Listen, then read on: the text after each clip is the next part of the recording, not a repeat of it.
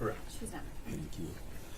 Good morning, ma'am. If you could, please state your name for the record. My name is Riley Franz. Thank you. You may proceed with your statement this morning.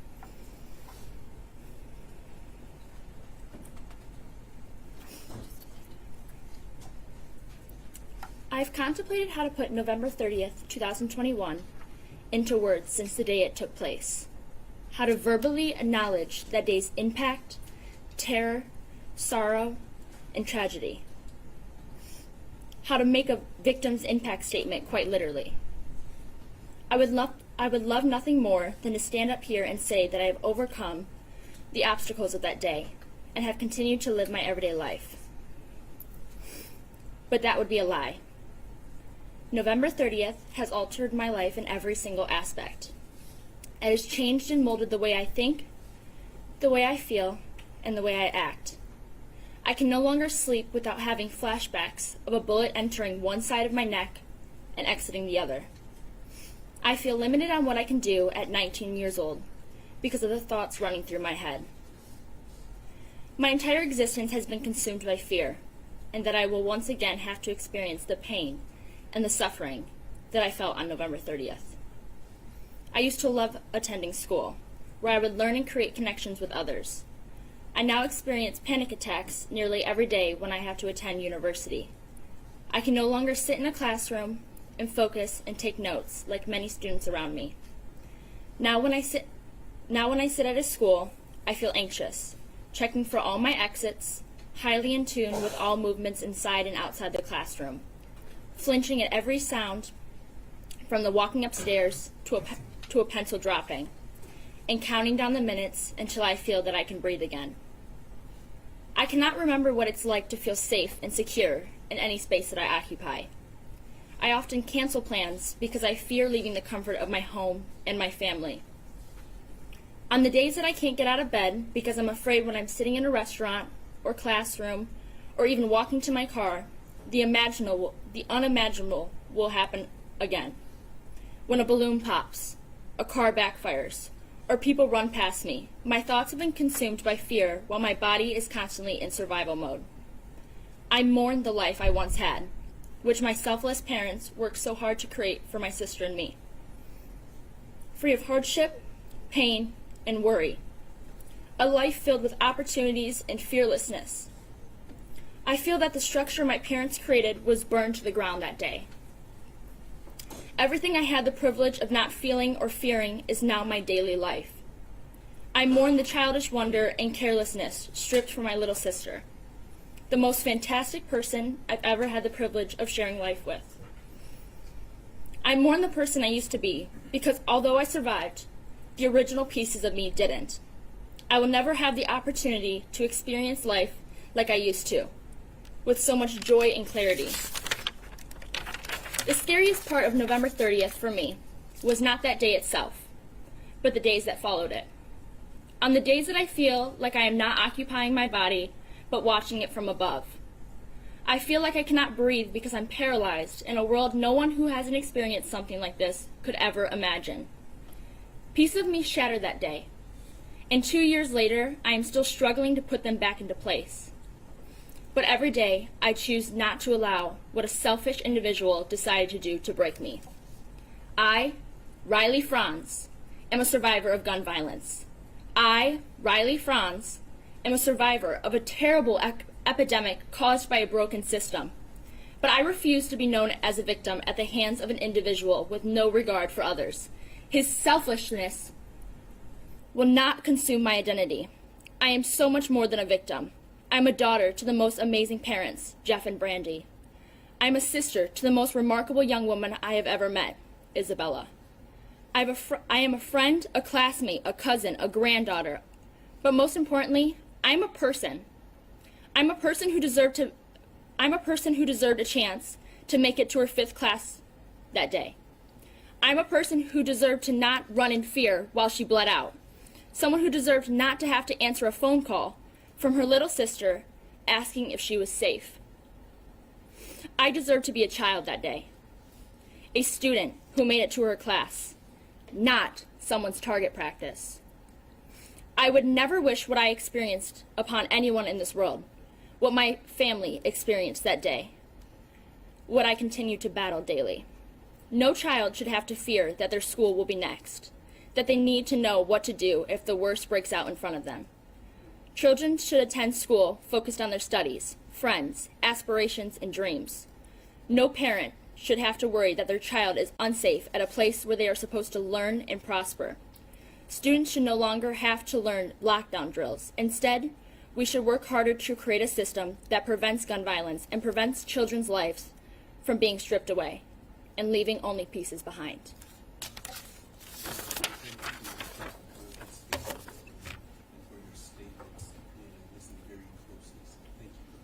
Thank you.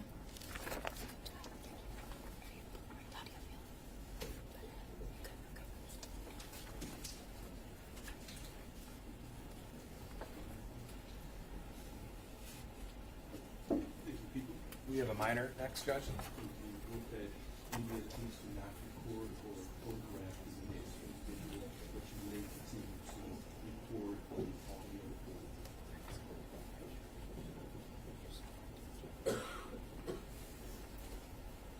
You may approach.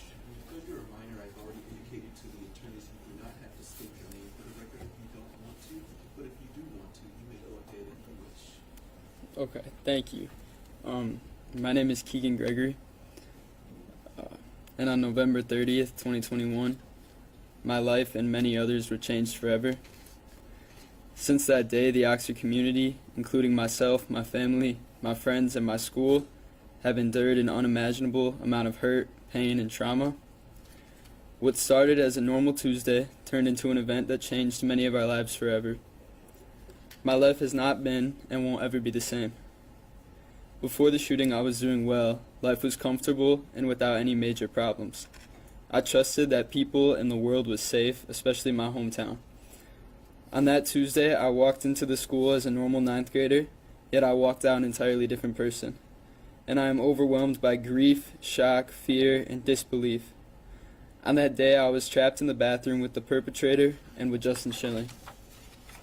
We were stuck helpless and cornered with no defense. I was right there when he was shot and killed, yet I couldn't do anything about it. I was in absolute disbelief and shock. It doesn't feel real that somebody has the capacity to kill people without any remorse, thought, or cause. Everyone at school that day was living their own life, and there was no regard for who he shot at and or killed. It was, and always will be, the most terrifying moment of my life. Being cornered with no option but to run out of the bathroom as fast as I could, hoping to live. Even after leaving the bathroom, I could see bodies on the floor, blood everywhere, and knew that some of my peers were now gone. It was the day when Justin's life was cut short and he had no choice or say in it all. I know that my life could have been taken as well that day.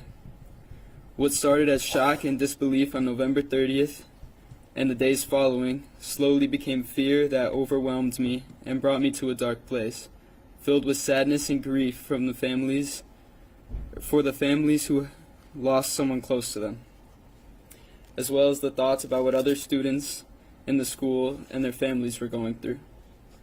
Those were and are the darkest moments of my life. I felt then and still feel now the guilt of surviving. I know that if it wasn't Justin's life that was taken, it could have been mine, and I am forever grateful for him for that. I almost feel guilty about being alive, knowing that Justin's family is living in grief. I remember meeting them for the first time and not knowing who they were, what they were going through, or how they would react. That guilt is now compounded with sadness, fear, anxiety, and trauma.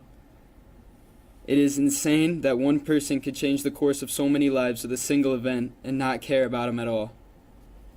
My life and so many other lives were changed because of it. I did well in school, and yet after the shooting couldn't bring myself to go into school, let alone focus or learn anything. I didn't feel safe. This year I have finally been able to attend and be present in school.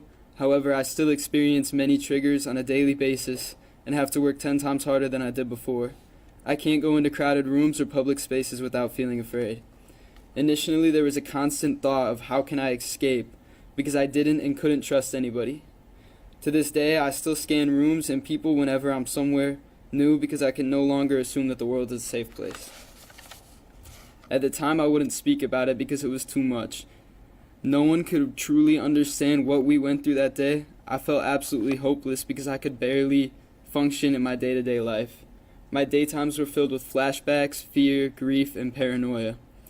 My nighttimes were sleepless and consumed with thoughts about the day. I had gained awareness of every noise and potential danger in my home, and nightmares that I had no control over. I couldn't find true rest or safety when I was awake or asleep, at home or in public, with people I knew or people I didn't know. There was no safe place to escape, not even in my mind. I continued to feel trapped in this new reality. Even knowing that there was a 0.01 chance of anything bad happening, the potential danger or harm is always in the back of my mind. With the past several months, my family moved out of state. It has been extremely difficult to meet new people because I didn't know who I can trust. Well, when I do meet new people, it's hard to explain to them what I went through on that day and the impact it has had on my life. They can't truly understand or relate. It's scary to know that there can be someone else in this world that has the potential to harm so many. It's harder to function in my day-to-day life while everything takes a little extra thought or precaution. I used to be good in school, now it's hard to be in the building, let alone socialize or learn when my brain is constantly operating from a place of fear and anxiety. My life is now full of what-ifs, and it's hard to present in the moment. He robbed me and the Oxford community of so many things. Thankfully, our community came together to support one another. But this came from a place of trauma and brokenness and should never have to be this way. So many people, including myself and my family, had to reshape, reorganize, and reschedule their lives financially to accommodate for the aftermath. The therapy appointments, groups, doctor appointments, community events, court dates, etc. When we were in our most vulnerable states, we had to endure the challenges and obstacles that come with the tragedy. There are so many things in our lives that won't ever be the same. We were ultimately robbed of our trust, safety, security, friends, school hobbies, and life as we knew it to be. Your Honor, I trust that you will assign a sentence that makes sure he won't ever hurt anyone again. No matter the outcome of the sentencing, I hope he can receive the counseling he needs to understand the impact of his actions that it had on the community and the people's lives. I hope one day he realizes how unnecessary it was. It's been over 2 years since that day, and I'm still very much in the process of healing. Not a day goes by that I don't think about it or feel the impact. My hope is that one day things will steady out and my day-to-day life will become easier. I hope that we can all heal to a point of living without feeling afraid, anxious, hopeless, or guilty. I hope this is something that will grow with me and strengthen me, but no longer define me. I hope we can all get to a place where November 30th, 2021 is a day of remembering the lives who were taken and is no longer remembered in the way the perpetrator had intended. I hope we will come out of this stronger than we were before to carry on the legacies of the four lost. Thank you for being here. I'm sorry that you went through this, but you were very well spoken this morning. Thank you for your statements. Thank you for being here as well and your support for security. Thank you.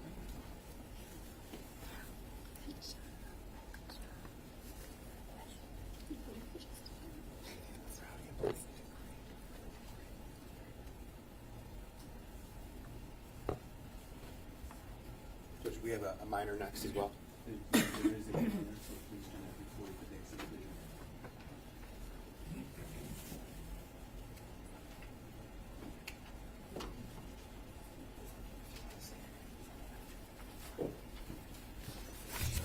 And good morning. You do not have to state your name for the record as you're a minor, but if you want to state your name, you may. But you may go ahead and continue. Go ahead with your statements. My name is Aiden Watson, and I'm an 11th grader at Oxford High School.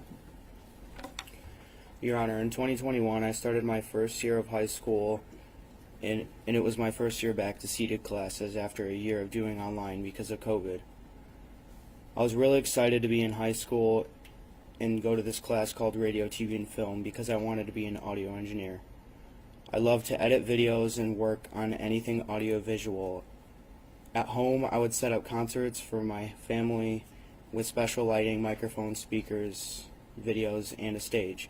At church, I was helping out with sound, doing lights for VBS, and I started doing some DJing stuff for events and grad parties. I couldn't wait to grow up and move to California to work in the movies. Around the end of October, threats started happening at the school. I remember the deer head and a picture of a bird in a jar. I remember being on the bus and my friend showed me in a group chat a threat that scared me enough to call my mom and ask to come home. I didn't go home that day. I also didn't get shot that day. I remember that was the first time I was really scared that something could happen. On November 30th, 2021, I was a freshman in high school, and before my 5th hour algebra class, the shooter turned that fear into reality. I remember going out into the hall to see why kids were running and what noise that was. I thought it was a senior prank, but by the time I realized, I was staring at Tate Mir, and he was shot and he died. I tried to run into my classroom. I didn't know I got shot until my friend told me I was hit, and he said that we needed to get out of there. Everyone in my class didn't know what was going on. Some girl asked me if this was real, and I remember looking down at my leg, seeing the blood, but still not feeling anything. At the same point, I ran out of the class and out of the school with a friend. Everyone was still in that classroom, and the shooter was still out there somewhere. I was running so fast out of the school, I called my mom because I was scared and I wanted her to help me. I didn't know what to do, but I ran and called her for help. My friend flagged down a car and I got in it. It was someone I didn't know, and he told me that his kid was in there. Instead of him going in there to save his kid, he saved me instead. He drove me down to his business. Somebody at his business called 911 and an ambulance came, but they didn't take me to the hospital. Later on, my mom came and she was crying and panicking, which made me cry. I still couldn't feel the pain, and I can remember some things, but details and how things looked, I can't remember clearly. My therapist said it's because I am blocking it out to protect myself, but I remember what happened after the night and how everything changed. At the hospital, I had to talk to many different people from different law enforcement agencies. I told the same story 4 times. It wouldn't be until I watched the video in the prosecutor's office and I would find out that my memory was not exactly right. This was hard. In the hospital, police took my clothes, including my marching band hoodie with my name on it that I got from being in marching band for my first year as a high school student. I didn't want to be in the hospital, so we left. I remember the pain that night, and it was a pain that I would keep on having. We had to change the bandages all the time, and every time it would peel off my skin and hurt badly. This went on for what seemed forever. I couldn't walk then. I didn't realize that I would never be able to run again without having pain. I used a wheelchair that I borrowed from my church. I tried walking in a boot, but it hurt too bad. I was shot through my leg, so I had 2 wounds on each of the side of my leg, and the boot squeezed and pushed into my wounds when I tried to move. I couldn't do it. I just had to lay in bed. Eventually, I was walking on crutches. Sometimes it is still hard, and the pain just happens. I get random extreme pains in my leg to the point where I have to sit down, and I can't continue what I was doing. I have lots of testing, including something where they poked me with a bunch of needles and they messed with my nerves. That felt like I was being burned. I found out I have permanent nerve damage, and that might be where the pain is coming from. I did physical therapy for the first time, and it was a lot of work. I ended up having to go back a second time because the effects came back and they were even worse. It was hard and helped, but not completely. I took prescription medication now to help with the pain. Since it happened, I've tried to do different things, but marching with the band and parades can't happen for me anymore. I tried football, but I had to kneel most of the time on the sidelines, and I really couldn't play. The rest of the team didn't understand, and some of them were mean to me. I was afraid for a long time, and sometimes I still am, but I try to make it better now. I don't want this to happen to me, so I always will be looking around. I will be prepared next time, and I will know when to run when it happens. I always look around now, and I am more careful in situations now. After it happened, I was afraid to be in crowds, in loud situations, and indoors where I couldn't see how to get out. One time I was at a banquet for my sister, and I saw a kid hiding in the corner in a black hoodie. I started crying, and I started to run out. That happened to me a long time ago. I would start to get really scared and run out wherever I was. Another time, a neighbor shot off a firework in the middle of the day. I was really scared, fell to the floor, then ran into the house and locked myself in the bathroom. I couldn't calm down. I was prepared for fireworks happening at night, but not in the middle of the day. I started seeing a therapist from church, and that didn't really help. I did EMDR therapy, and started to see different therapists. She helped me. She went to the school with me so I could walk around and work through some things at school. I still see her sometimes when I need help. I called her in the parking lot at school once. This was probably a year after it happened. That year, though, I never went back to the school alone. I remember when everyone went back and I couldn't do it. I just wanted to be like everybody else, but I couldn't. It was too hard. I went back to one class at the end of the year because it was my favorite, radio, TV, and film, and my sister sat in there with me every day so I could go. It didn't matter. I didn't like that class the same way then. My sister was a senior. She sat with me until she graduated. I never went back that year. I needed a quick escape, so she had to be there. I still need that. I drive now, so if I need a quick escape, I can drive away myself. My friends don't understand why I was different then and why I couldn't do what I used to do both physically and mentally. I couldn't sleep for the longest time. I could only sleep with music now. I kept hearing gunshots and they wouldn't go away. There was more, but this is good enough. The day it happened, I was supposed to get in the water for the first time for the swim team. I was also supposed to have my last day of driver's training. When it happened, everything changed for me and everyone else. Before the shooting, I was a freshman in high school, in marching band, taking driver's training, looking forward to everything. I wanted so much that I know I can't have now. I don't like the same things the way I did. I'm worried about everything all the time now, and it makes me think about what I need to do and what I can do. I don't want to go live far away as an adult and have a job to where there's lots of people and noise. I can't do that anymore. He has basically ruined the rest of my life. Even though it's 2 years later, I still feel pain and effects he did. Every day I feel them. I believe that the shooter should be locked behind bars forever because of all the things that he did. Someone like him does not deserve to be walking amongst other people in this world. He should get life without parole, and he should be locked in prison forever. He should never see the light of day again. He is a horrible human being, and the fact that he did what he did and the fact that he thought what he did on November 30th would be fun is proof that he is horrible. I do not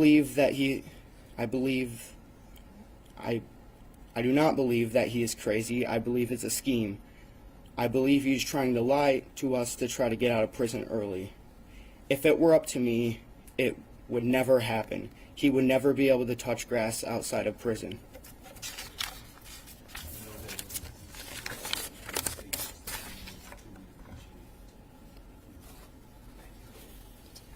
With that, I'm going to take 5 minutes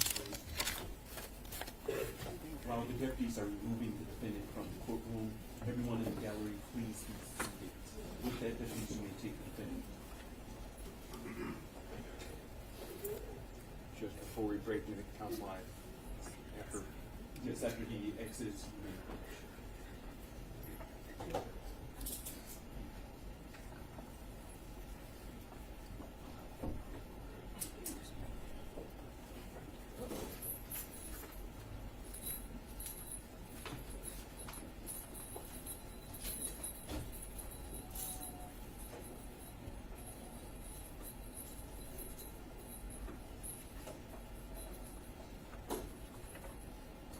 Thank you, council may approach.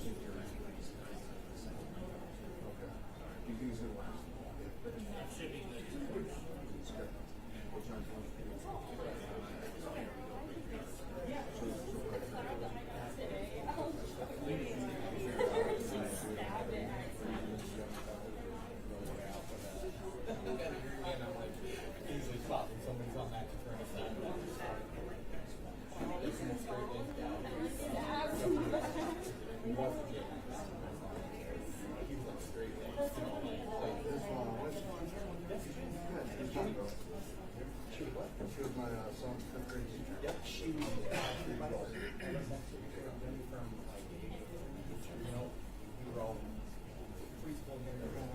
Yeah. Yes, that's what I'm saying. Right? But yeah, she was my son's fifth grade teacher. She was the best teacher we ever had. It was just so funny to see her. It was so straight laced. I'll be back.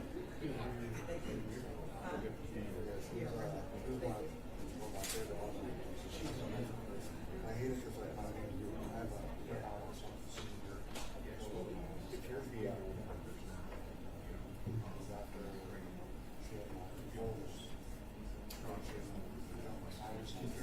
Which is so much more. Yeah, but it's not because I wanted my younger son to have Oh, that's awesome. And then Jenny was his oldest son's fifth grade teacher.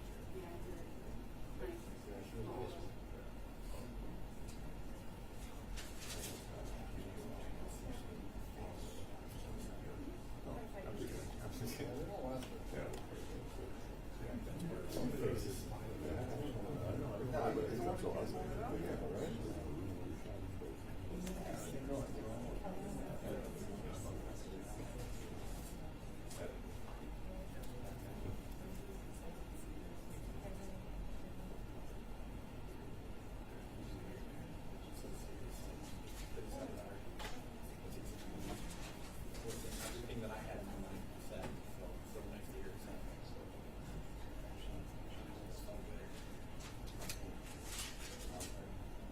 I'm sure I know about anything else that was like I'll be there.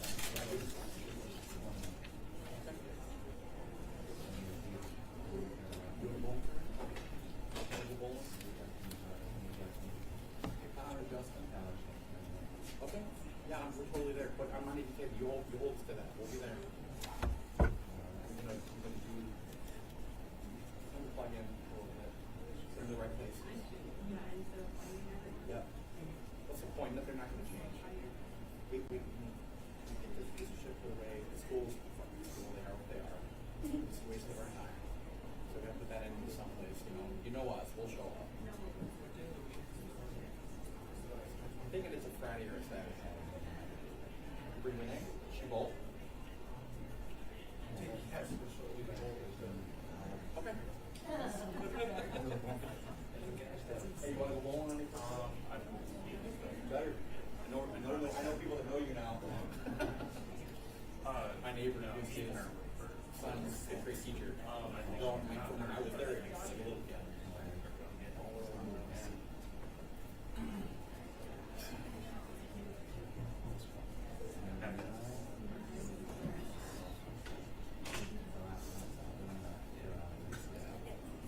We were out timing last night at 1:30.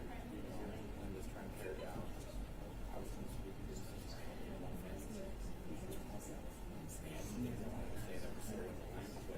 I mean?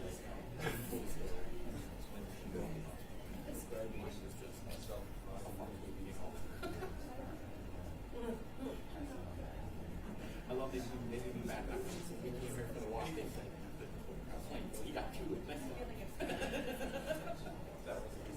yeah. Even Buck was like, we had to stop fool. We were low key until the day it matters, right? No, just, but yeah. 90 days. Cathartic, right? Yeah. We're doing 3 of those things, right? Like, that's crazy. World Wars,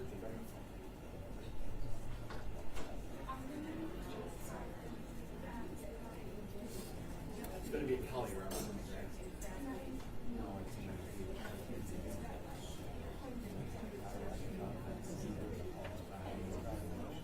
Oh, nice.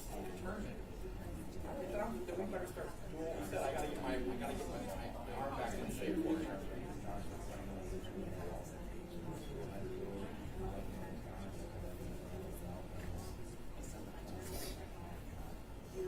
Can I go on behalf happen with my boy? No matter who, or does it have to be the kid? I'm asking, not if not. Oh, okay, so then we can't. All right. I mean, it doesn't matter whether I'm winning or I win. He's the great transfer to pay for law school. We interned last year. This changed his life too. He was an OU on business. After it happened, he transferred to United States to get a Juris Doctor. Because he wants to make it. He's going after it.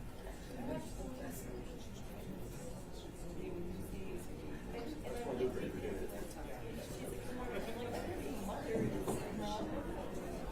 I love how you work your last point too. I saw what you did there.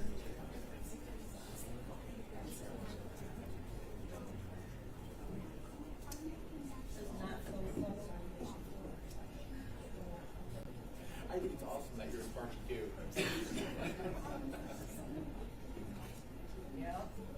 I mean, like, you guys have like a house where every like fixture is perfect, but your drywall's all cracked, right? Like, every. Exactly. Well, you know, the general contractors, they have everything in their house is perfect, right? But over the years, my buddies and I've noticed they're like, I got a drywall or electricians or a ten knocker. Like, that stuff in their house is perfect. But like, kind of the model is like, because they still do it themselves, that's the thing. But that's not what they do. So the drywall is kind of wavy. Nobody wants to do what they do at work once they get home. Exactly. He's the first person.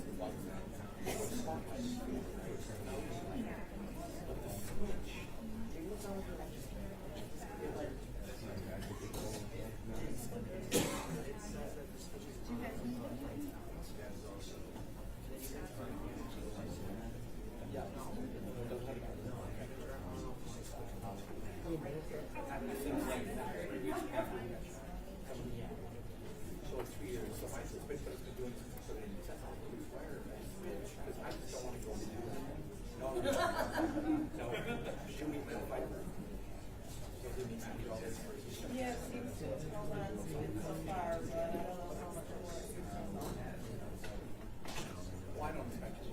I'll figure it out. Well, he's convinced this is what he wants to do. He wants to do industrial. Instead of that.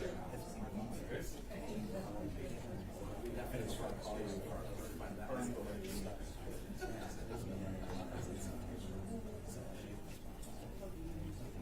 But if you lecture someone, he doesn't know anything. Oh, we can work. He hates it. Yes, that's his mistake. Oh,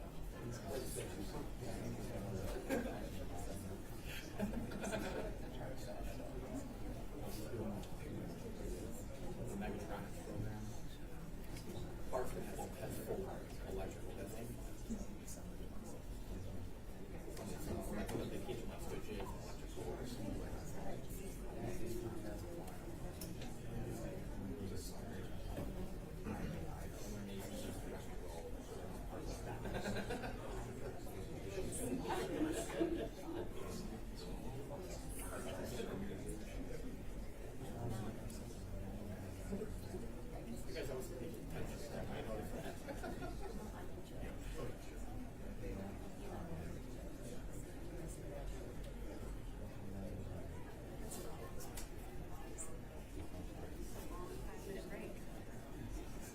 For the elevator on the way back.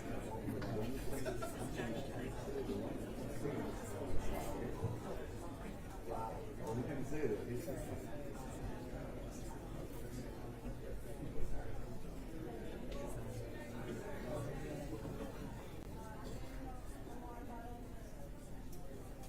Five minutes.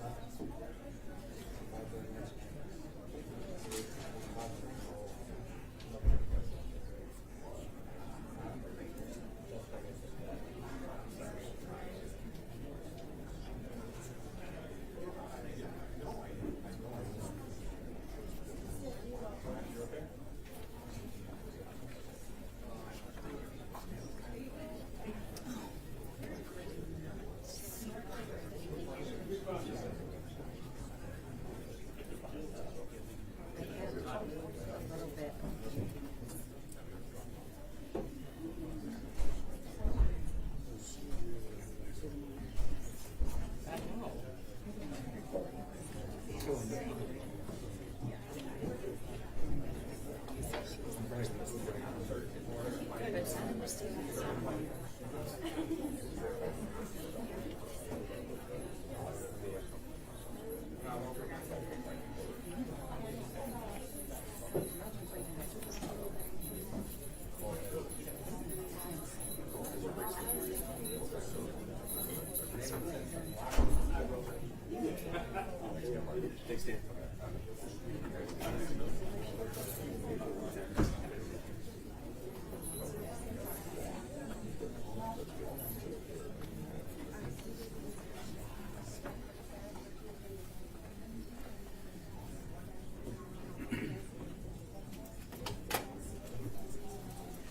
All right.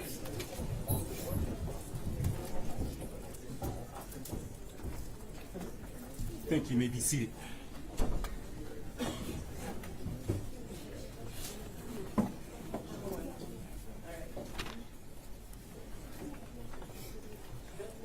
Your Honor, calling People versus Ethan Crumbley, case number 2022-279-506-FC. Thank you. Appearances for the record. Karen McDonald on behalf of the people.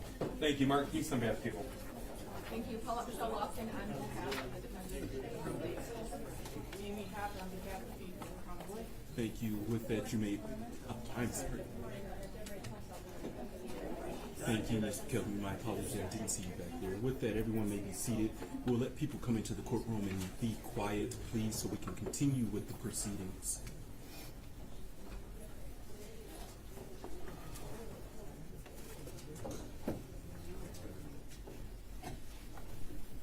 Thank you. With that, people, you may proceed.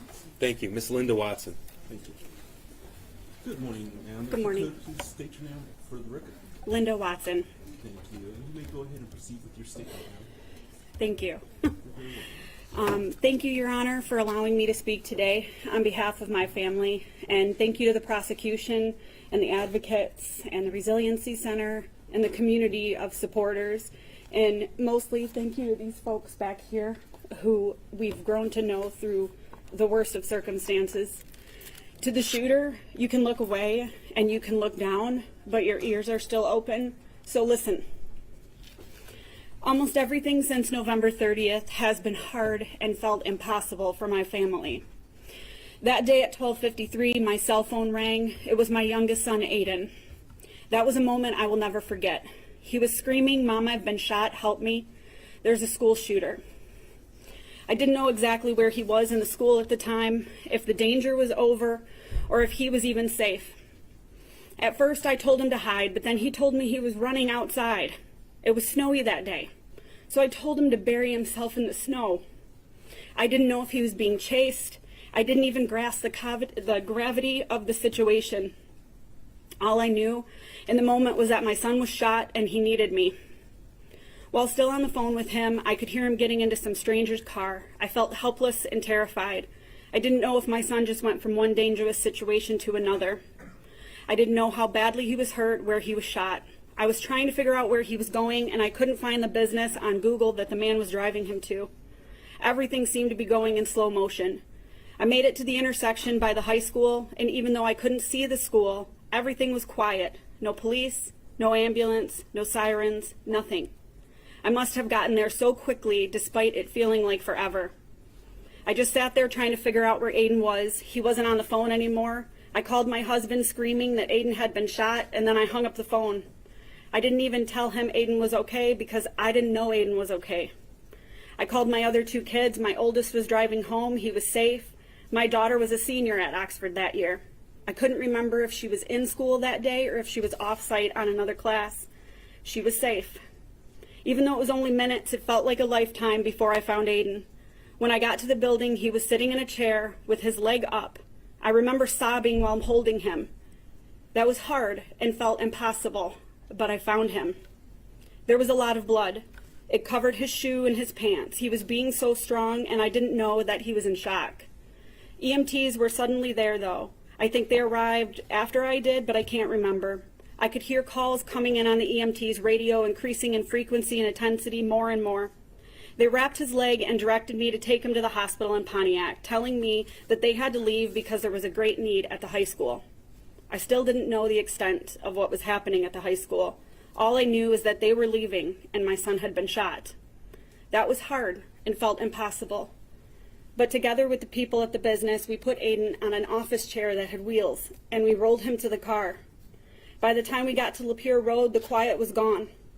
Every first responder from what seemed like everywhere was driving towards us. There were so many sirens, so many lights, so many first responders that traffic we were driving with kept stopping and pulling over. We kept having to stop. I can't remember when I started to scream, but at some point I was screaming and driving around traffic on the shoulder, zigzagging in and out of traffic.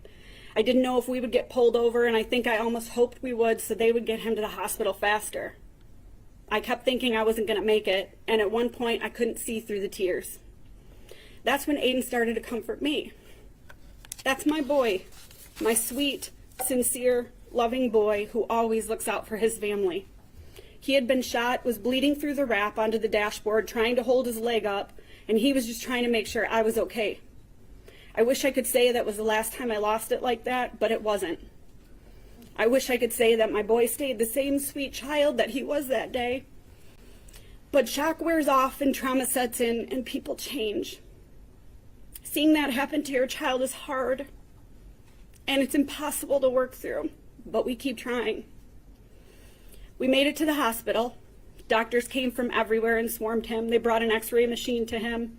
He was repeatedly questioned, had a police officer stationed at his bed. There were 2 other kids right by Aiden from Oxford. One boy sitting in his bed alone, holding his face, bleeding. Then his mom arrived. I didn't know her, but I know her now. I would learn all of their names, those that died and those that were injured. I would meet their parents in court and in other ways. We would go through this hell together, yet still feel so alone. We would cry together, advocate together, try sometimes in vain to make anything better that we could. This is hard and feels impossible, but we don't give up. While we were in the hospital, we were getting texts and calls. We learned really what happened. Hannah, Madison, and Tate didn't make it that day. The following day, Justin lost his life in the same hospital we took Aiden to. It was hard to learn about and felt impossible to comprehend, but it was the beginning of our new reality. And though I knew what had happened then, I wasn't prepared for how things would be and how hard they would be and how everything would change for us. That night, no one slept but Aiden. We were on alert to watch for compartment syndrome and learning how to tend to his wounds and changing his bandages. I cried all night. Aiden slept with pain medication, and the next morning I was so grateful when he woke up. I put my head on his chest just to hear his heartbeat, grateful he was alive because some parents didn't have that the next morning. He bled through the bandages and the wrap onto the pillow that was propping up his leg that first night. It wouldn't be the last time something like that happened either. It became common to have his clothes, pillows, blankets, and sheets stained. 47 days after my son was shot, both wounds finally scabbed over, though we did have some breakthrough bleeding. Before the bleeding stopped, however, black discharge from the burn of the bullet, blood from his wound, and yellow pus and fluid would ooze from his wounds. We were instructed to do something called a wet to dry bandage, changing it 3 times a day. Every time we changed it, when we pulled it off, no matter how slowly we did it, the method we tried, the type of sterile pads we used, it removed his skin, made him bleed, and caused him pain over and over again. I used to have to cut sterile pads in half because we didn't have enough due to all the bleeding and the drainage. I remember having to wash out ace bandages and hang them in my shower to dry. He became dependent on the wrap that covered those bandages. He wouldn't give it up for months. He insisted he needed it to protect it. We didn't argue. We just kept washing them. I didn't have what I needed to help him at first. That was hard and felt impossible. But people from the community came to our home, and they brought us supplies to help our son. He needed help getting to the toilet and bathing. He couldn't walk, and he couldn't get the wound or the bandage wet. It was like a return to infancy. But now washing my son in a medical chair instead of a baby bath. I also had to give his foot and leg sponge baths. His skin started to flake, callous, change colors between the wounds. Even though it caused him so much pain, we had to properly clean the space between the wounds to prevent infection. That seemed to be really painful for him, and he developed a large indentation across his leg as he healed where the bullet had destroyed part of his leg, taken muscle, damaging nerves, and removing tissue. He required personal care services around the clock because he couldn't walk, toilet, and had to be brought food to eat while lying down. I remember worrying about not being able to go back to work, about insurance and paying our bills. I would hide and cry on the bathroom floor so he wouldn't see. Being so upset I couldn't stop throwing up because I didn't know if we were going to be okay financially, if I couldn't go back to work because I carried the benefits for our family. But it didn't matter because I wasn't going to leave him. My husband was off work too, and we just didn't know how to be anymore. We couldn't function. We only knew we had to be there for him and for our family. That was hard and it felt impossible, but we took care of each other because that's what family does. That's what good parents do. I remember how our family was before this, though. Everything we had to do since this, how it weighed on us, how it changed us. I wouldn't describe myself as a helicopter parent before, but definitely an involved parent. Now I'm always afraid of losing Aiden and my other kids. I'm overprotective, worried, and I can't let go. I'm definitely a helicopter parent now. When Aiden was ready to start being around other people, one of his siblings would go with him. My other son could blend better at an all-kids support group than adults. Aiden tried to go once, but he couldn't go back. It was too hard. When Aiden tried to go back to school just to see how it was, you just heard from him. My daughter would go with him. She audited a class with him she wasn't registered in for the entire rest of the year before she graduated so he could go. Most days he couldn't make it anyway. Even as he progressed and we made it to the summer after the shooting, after my daughter had graduated, she went with him to band camp. It helped Aiden, but he didn't make it through band camp either. He called me crying in pain and he was scared. I ended up with him, bringing him Vicodin and a scooter so he could get around. That was hard and felt impossible, but his siblings were there for him when he needed him, and we modify things to make it through. He had his first panic attack at his grandma's house the Christmas after the shooting. It was the first, but it wouldn't be the last. And honestly, at this point, I've lost count. Like when we were shopping in IKEA almost a year after the shooting, and he said, "I gotta get out of here," because he felt trapped and started to have a panic attack. Or when an unexpected and loud firework on a July afternoon sent him rushing into the house, crying and angry, where he sat on the floor. He was so mad because he had made it through fireworks just the day before. But you see, those are the ones he prepared for. That was hard and felt impossible, but that is what we must do now. Lots and lots of preparation to get through anything. Though you cannot prepare for everything, like when a balloon popped at a sporting event and we had to leave over a year later after the shooting. At one point we had to stay in a hotel because construction noise such as nail guns sounds too much like real guns. Every time we learned a new trigger, we had to develop a new plan. We were and always are in crisis management mode. He used to have terrible nightmares and hear gunshots that weren't there when he was awake. Noises are hard, but absolute silence was impossible. So we bought special headphones he could sleep in and a music subscription. It didn't take it away when he was awake, but it did help him sleep. Something that stands out like it was yesterday is the look on his face when he tried to run for the first time. When he realized he couldn't do it, the pain was too much and it stopped him. I remember how confused he was at first. It was devastating to see his realization, his pain and sadness simultaneously. That was so hard and definitely felt impossible. But he's done so much work in PT since then to get where he is now, yet he still is not where he should be if it never happened. Aiden still doesn't go to high school for a full day 2 years later. He's never been able to work back up to that. The year after the shooting, after his sister graduated, he didn't have her to be with him. He also didn't have what he referred to as a quick escape, because that was his term for the ability to get out of the school if he needed to. We had a plan for that too. Last year at the beginning of the school year, I had to drop him off and sit in my car in the parking lot for the few hours that he was there each day. That was hard and felt impossible to send him back to school at all. But he learned to drive, and we created a process with the school that included a special contact he would have. He had to get special permission for the times he just had to run out of the school because he couldn't take it. A panic attack would set in, embarrassment would happen, and then he would just run out.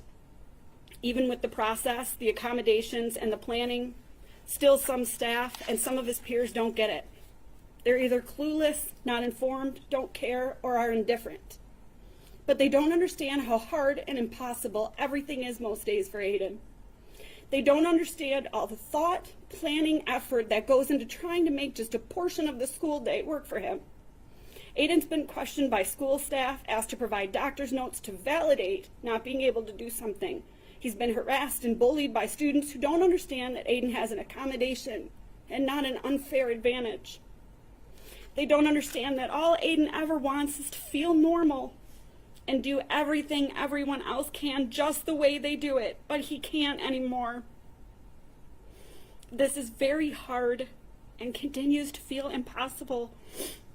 But we keep adjusting the process and the plans. We keep having the hard conversations with staff and students that should know better, but this is our life now and not theirs. So I don't know if they will ever understand.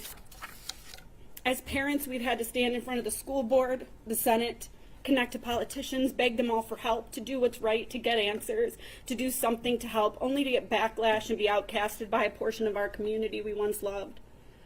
We try to put our anger into something good, advocate for change, but it doesn't help. We lost parts of our community because people don't understand and are callous, seeing our attempts at advocacy as a stance against who they are. People mean well, but they don't understand that their words can be hurtful to Aiden and our family. We've been told we are the lucky ones, that we need to stop being negative, be grateful he is alive, and we are. But hearing, you just need to get over it already. You haven't moved on yet? It was just his leg. You are carrying around an offense that isn't yours. And even, maybe this isn't the place for you anymore, by the former superintendent. Just starts to weigh on you after a certain amount of time. Especially when all you're trying to do is heal your son and your family. Going out into the community, we're confronted with people staring, pointing, whispering, and many strangers boldly trying to talk about things with no consideration for how it hurts us or our son. We've even had people try to exploit a relationship with our family or our son to benefit off of the trauma. It made us feel like we couldn't leave our home, we couldn't trust, we felt like prisoners after a while. We shouldn't feel like a prisoner. This was hard and felt impossible, so we make plans to move. I'm not sure I would have gotten through any day without crying if it wasn't for medication, which is something I've never had to do before.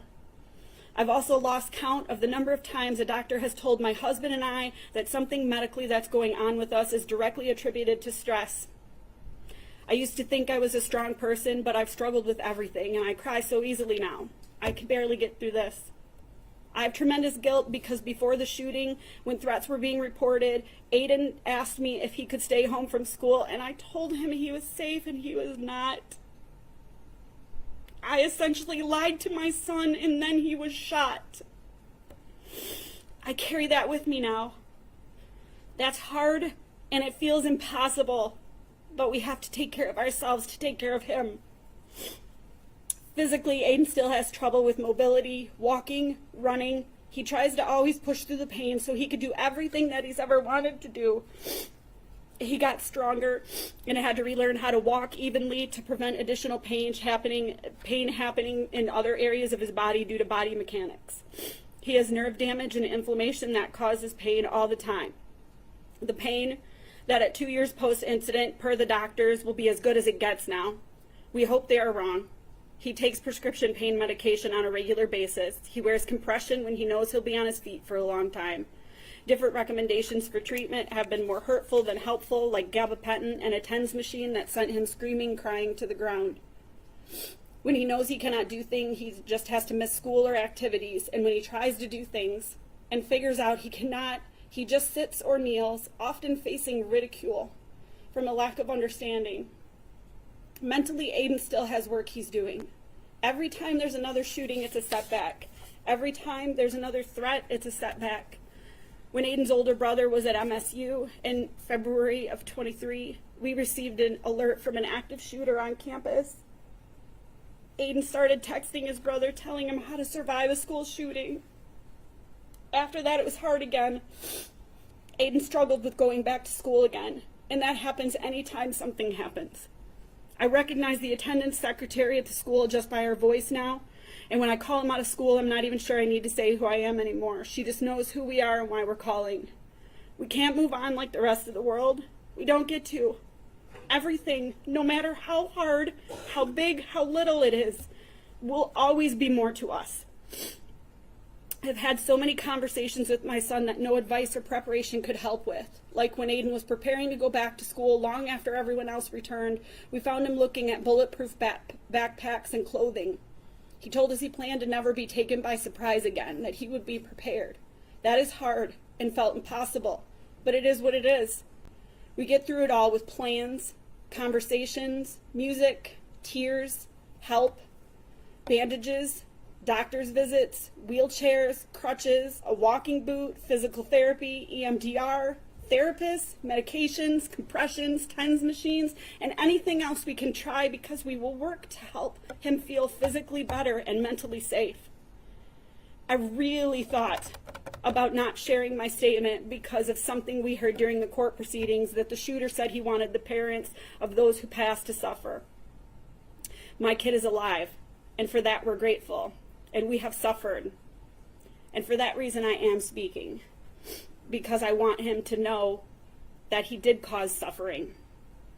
But what will happen next in his life and next in our lives will be the exact opposite. We will move on. He will not. Just because it's hard and pretty much always feels impossible, we don't give up because we can't and we won't. This isn't just a part of our life, it is our life now. There's been so much that Aiden has gone through because of this, and I didn't cover it all. I left off some of the most painful and uncomfortable things because this is all the shooter will get from us, forever and ever. What a bullet and the shooter took from Aiden and our family is hard and impossible to describe completely.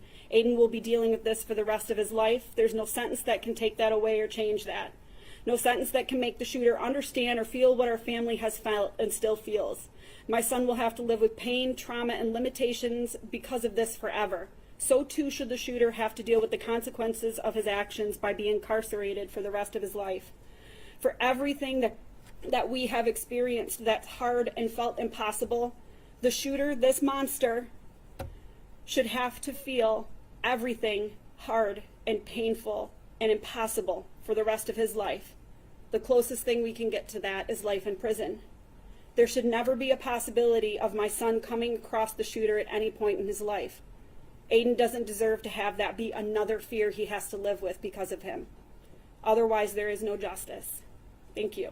Thank you, and thank you for being here, ma'am. I know that it's not easy for you to do, so thank you for your statement. I listened very closely, and your statements did not fall on deaf ears, so I truly appreciate you being here this morning. Thank you. You're very welcome. Thank you.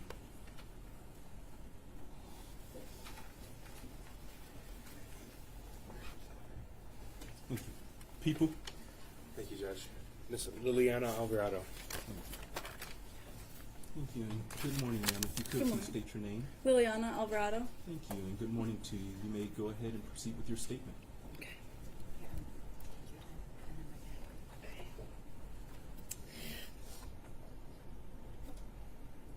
And take your time, ma'am, whenever you're ready.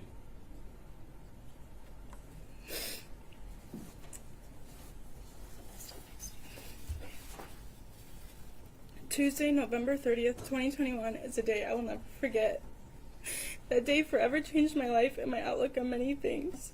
It started out just like any other morning. Dropped my sister off at the high school. After I dropped my brother off at the doors at the middle school, then went to park at the middle school. I waited for my best friend because she was always late and we always walked together. As we walked, we went to the middle school for mentorship for the Bully Busters. As we walked in, everybody was already in the library, sitting in a circle, laughing really loud. We asked what was so funny because we were so lost. That's when Tate showed us his phone of giraffes fighting. He was laughing so hard.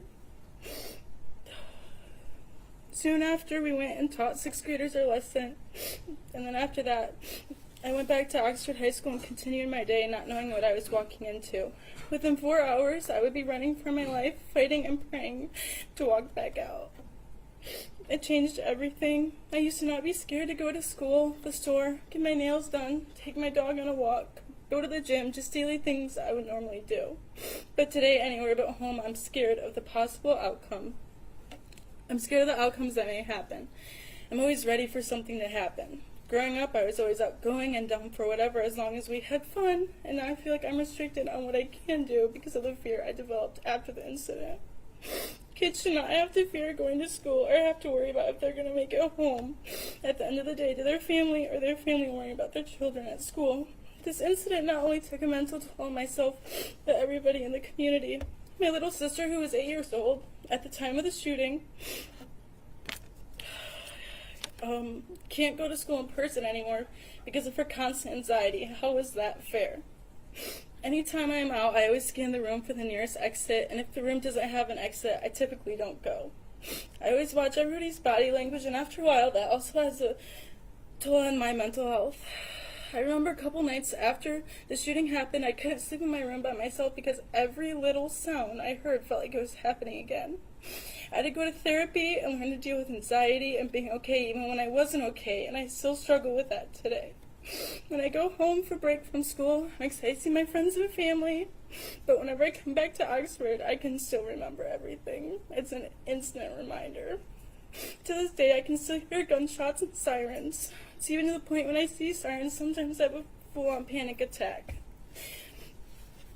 Mental health is a big thing that shouldn't be looked past. Life shouldn't be like this for anybody, but especially kids or teenagers.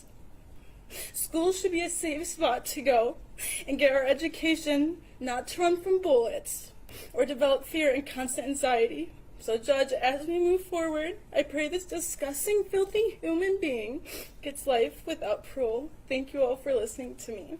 Thank you, and thank you for your strength and courage in speaking here in court this now afternoon. So thank you for being here. Thank you. You're very welcome.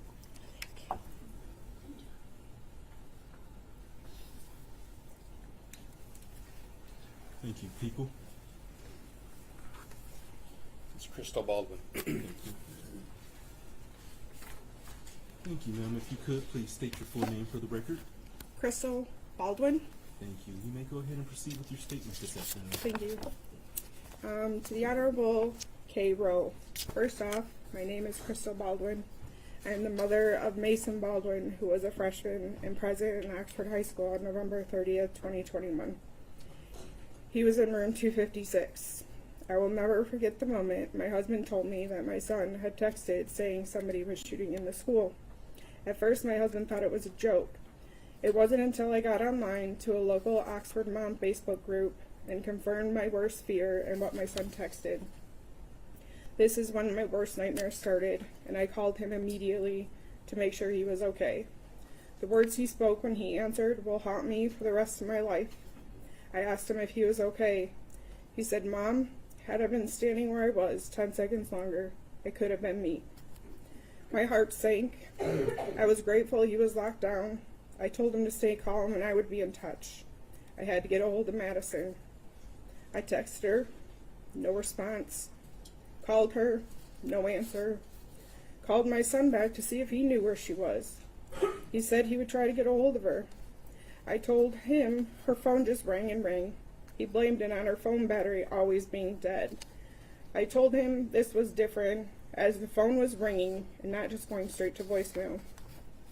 Madison is my niece and goddaughter, so making sure that she was okay was a priority for me. She and my son were finally in the same school.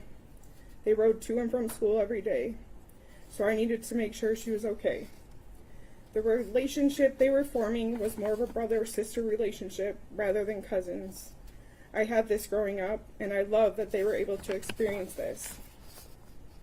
A little backstory with Madison is I was in the hospital the day she was born. I witnessed her taking her first breath. She was not only my niece, goddaughter, but felt more like a daughter to me. The thought of anything happening to her made me sick to my stomach. It was not until hours later that we were informed of what happened to her. Once my son was finally evacuated from that school, it seemed like an eternity, but finally was able to hug him. I took him out of Meyer into the car with my husband. He told me that what the officers told him as they were leaving room 256, they said not to look down if he did not want to be traumatized, as there was a body outside the door. He said there was blood on his shoes. I could not visibly see it due to them being all black. I went back into Meyer as we were not leaving until we knew Madison was safe. We were all over that store just trying to get a clue. We were told to keep watching for the buses coming from the high school. Little did we know my son's bus was the last to arrive. However, once most of the store was clear, they called 3 families' names: Madison, Tate, and Hannah. We were led into a very small office as if we were sardines in a tin can. The officer just came right out to say, "We have news on the 3 students. They are deceased." In that moment, my whole world stopped. I heard the words and froze as if the world was spinning and I was standing still. Then came the cries and screaming from Madison's parents. A father of another student punched through the clock on the wall and continued to punch all the way down the wall until he was on the floor. I knew I was needed, so tried to comfort where I could, in disbelief that this was, in fact, a real-life nightmare. I had to then make phone calls to let people know, as we had so many people looking for Madison. Those were the worst phone calls I've ever had to make. My husband was in the parking lot, in my car. He just screamed and started punching the dashboard. That is how my kids found out that their cousin was killed that day. Both came into Meyer to confirm I was not lying. The look on their faces was just devastating. Walking slowly, faces red and tears streaming down their faces. I say all of this to paint a picture of the nightmare this 15-year-old caused on November 30th, 2021. I had a freshman, Mason, starting his high school journey, a time where he should be enjoying the last 4 years of school before becoming an adult, trying to decide what he wants to do with his life. My niece, a senior, that should have been doing college visits and finalizing applications to these colleges. She knew what she wanted out of her life and what she was going to do once she graduated. She wanted to become a behavioral analyst and to study neuroscience, something she will never have the chance to do. No child should ever have to experience losing a cousin, friend, or daughter ever. Now here we are, almost 2 years later, and still dealing with the effects of what this person did. Last school year, my son missed close to 60 days of school and was barely passing his classes. My child was always A's and B's, but last year, D's and E's. I'm grateful he passed, but things should not be this way. The thought that the defendant can get his GED disgusts me. I feel he lost that privilege when he walked out of that bathroom and started shooting. My son will graduate. However, Madison never did. Matter of fact, I attended her graduation and witnessed her mother and father accept her diploma on her behalf. She should have walked that stage and accepted it herself. Her chair should have been her sitting there and not with a picture of her and a basket of flowers. Madison was one amazing human being. She is one that people should take after and aim to be like. She was artistic, funny, caring, compassionate, driven, and overall just great. She was a large piece of our family puzzle. Now that she is gone, our family is broken. There are no longer family get-togethers for Christmas, and very rarely for birthdays. There's a crater-sized hole in the family. The fact that she was killed 15 feet from the door my son was behind that day guts me every time. I often think, what if? What if she would have ran and got behind door 256 with Mason? What if she ran out the doors to the outside that were mere feet from where she was found? Would the outcome have been different? Something we will never know. My son walked by a body that day, and I hoped for so long it was not Madison, since only her and Hannah were the only ones that died in that hallway that day. It was not until months later we found out it was not her, but in fact Hannah. Does not make the situation any less traumatic or sad, as no child, or anyone for that matter, should have to be subjected to seeing this. Months later, I found out the whole truth of what happened that day to Madison. She happened around the corner at the same time the defendant emerged from the bathroom shooting. She ended up 15 feet roughly from where my son was. Had he been evacuated the opposite way, he would have walked past her and not known it. Sadly, as time passes and the defendant gets the attention and quote-unquote fame he so desperately wants, it pulls the focus off these 4 lives that were taken way too soon. Madison, Tate, Hannah, and Justin. Criminals currently get treated better than the victims. The defendant needs to live in a cell for the rest of his natural-born life. With each breath he takes is one less than Madison gets to. The fact that he is even still here makes my blood boil. He took innocent lives, injured innocent people, terrorized innocent students, yet we get tablets and education privileges. I get it. We all have rights. What about Madison, Tate, Hannah, and Justin's rights? Right to live? Right to be here? I cannot speak on behalf of the other 3 families, but I know what this whole nightmare did to ours. Our whole world crumbled that day, and we are still attempting to glue the pieces back together, which they will never fit the same. Madison will never get to fulfill her dreams of graduating, going to college, getting married, having kids, and just enjoying what life has to offer. She was slated to do great things, and please know that she would have done just that and so much more if she were still here. Why? Because the defendant took that from her. She was scared for her life, cowering down, covering her head, I'm sure just hoping he would keep walking and let her live. But no, the defendant had to execute her as if she was some kind of threat to him, which she was not, nor would she have ever been. Madison was the nicest person you would ever meet. If everyone aspired to be half the person she was, this world would be that much more of a happier place. She was a senior, as I stated before. She had only been in Oxford High School for 3 months as she transferred from Clarkson schools. She barely knew anyone. She was in the wrong place at the wrong time, which gives the defendant no right to execute a scared girl because he needs to, quote-unquote, teach a lesson.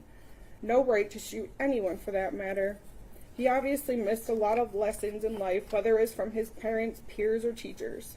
There are a lot of people in this world that have been subjected to a less than desirable home life or set of circumstances, but you do not see them out shooting up their school. It seems from everything that has come out, the defendant planned for months, researched outcomes, notated response times, mapped exits, and openly accepted his fate of spending his life in prison. So I ask you, do you feel like a 15-year-old, now 17, that put so much time and effort into this attack deserves to ever step out of those prison walls one day? I do not care that he had lousy parents. Maybe his brain is not fully developed, but he knows the difference between right and wrong. Yet he still followed through, knowing the consequences. Most people take these less than perfect situations and turn them into opportunities. The defendant chose the opposite path. He stated in his journal he was ready to spend the rest of his life in prison. I implore you to grant him his wish and sentence him with life without the possibility of parole. Thank you, ma'am, for being here, and thank you for sharing the positive stories as it relates to your niece. I appreciate that. Thank you. Thank you.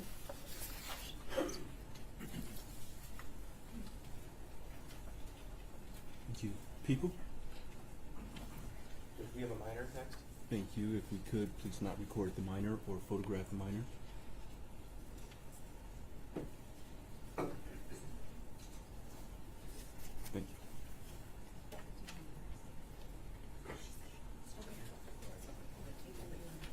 Thank you, and good morning. Because you're a minor, you do not have to say your name if you do not want to, but of course, if you wish to, you can go ahead and state your name.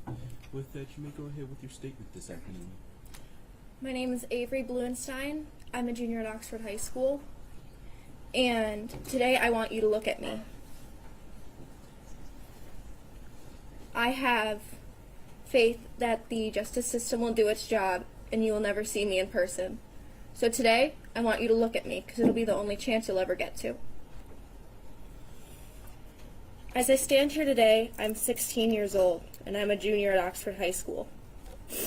I was 14 when you shot people right outside my classroom. As I think about it now, I can feel the adrenaline running through my veins. I was a freshman in room 256, my world history class. I sat on the floor of room 256, and there was no doubt in my mind. I was certain I was about to be murdered. More than thinking about myself, I thought about my sister, who I shared a room with. That night, she would come home to our shared room, and she would be alone. Would she get any sleep? Could she ever again? And at my funeral, what would they even talk about? I haven't accomplished anything. I was 14. I'm not done living. I wouldn't be able to hug my parents goodbye as I left for college. I thought I was never going to be able to get married because it was all about to end here in my history class. I hoped and prayed, please, when I get shot, don't let it be my face. My family wouldn't be able to handle it if I lost my face. Could my friends say goodbye if I didn't look like myself? November the 30th, 2021, I was given my very own life sentence. I was only 14. I am now sentenced to a lifetime of PTSD. I've spent hundreds of hours in therapy offices, and I've spent all my tears on this for so long. Whatever punishment the shooter gets, it will not be enough. Nothing could ever be enough. You took Hannah St. Juliana. She was so strong. She could have lived, but you stopped in your tracks and you shot her again. She didn't deserve it. My teachers, in the beginning of November, had made arrangements so I would sit with Hannah in my classes, because I was new to Oxford that year. My teachers looked through my schedule, and they looked for kids that I had a lot of classes with, and Hannah was on that list, and they knew her, and they knew that she was kind, so they told my teachers to set me with her. She was so talkative and friendly. Tate, Justin, and Madison didn't deserve it either. The only person who does is you, but much worse. In room 256, a boy announced while we were still in the class hiding, after looking on his phone, that Hannah had been shot. She was supposed to be there with me. The only thing I could think of was to text her. I, of course, didn't get a reply. She was supposed to be in my 5th hour class with me. As I was waiting for her reply, I thought, this can't be real. Come December, we'd be back sitting in history class. That night, I saw Hannah's face on the news. She was confirmed dead. Hannah had so much potential. She was set to do great things in this world. All that's left is her legacy. I used to have Hannah on the app Snapchat, and there's a feature on there where you can see where your friends are. It's called Snap Maps, and when you open up the program, it shows where your friends are. And I remember after I'd come home that day, I could still see her icon on the map, so I kept that hope that maybe she was fine. And even after, I would still see that whenever someone opened up her phone. I will never have an ounce of forgiveness for you. I will only learn to forgive myself. Because I didn't deserve this. My community didn't deserve this. I still have faith in people. I still believe that most people are good. You didn't rob me of my kind heart, even though I'm sure you wanted to. I am 10 times stronger than you will ever be. You do not have any power over me. After today, I live my life, you will go behind bars, and I'll never have to see your face again. You are a waste of space. I'm not sorry to say that. You're not special. You don't have a divine right. You're just an insecure, weak, fragile, insecure boy who could not deal with his own problems. Your name will never be said.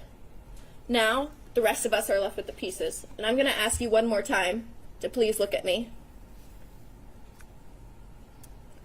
Thank you. Thank you, and thank you for being here and your courage to speak this afternoon. I Thank know you. it took a lot, so thank you. Thank you.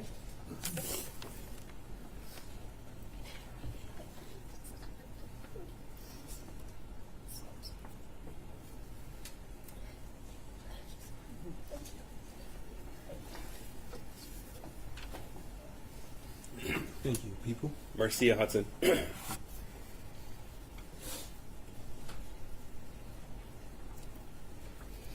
you. Good afternoon, ma'am. If you could please state your name for the record. Yes, it's Marcia Hudson. Thank you. And Ms. Hudson, you may go ahead with your statement. Good afternoon, Judge Rowe. I appreciate this opportunity to address the court. My name is Marcia Hudson, and I am the mother of 4 children, 2 of which were students at Oxford High School on November 30th, 2021. My daughter graduated from Oxford High School in June of 2022, and my son, a freshman during the 21-22 school year, is now a junior at Oxford High School. Before November 30th, 2021, my daughter would always wake up with a smile on her face. Cheerful, confident, optimistic, caring, and as reported by her teachers, often seen laughing with her friends, making TikTok videos in the hallway, and basking in the glow of what was starting off to be an amazing senior year. Life was finally getting back to normal, having just experienced a global pandemic, and her outlook was bright. Before November 30th, 2021, she loved attending football games with her friends, going to dances, playing soccer, planning events, and engaging in her studies. Life was good, as it should be when you are young and full of life. She was trusting of others, always ready to lend a helping hand, and was thrilled to be accepted into Miss Getz's mentoring class, for she truly cared about the well-being of everyone within the walls of Oxford High School. She wanted to make a difference for others. On the morning of November 30th, she joined Tate, Kylie, and the rest of the mentorship class to deliver their Bully Buster lessons at Oxford Middle School, serving as mentors and friends to these younger students. After the shooting, things have changed significantly for many of us, my daughter included. She still has trouble falling asleep and quite often awakens several times throughout the night. Loud sounds, sirens, and sudden movements cause an uncontrollable reaction in her. She involuntarily begins to shake. She drops to the ground, covering her head, and begins to cry.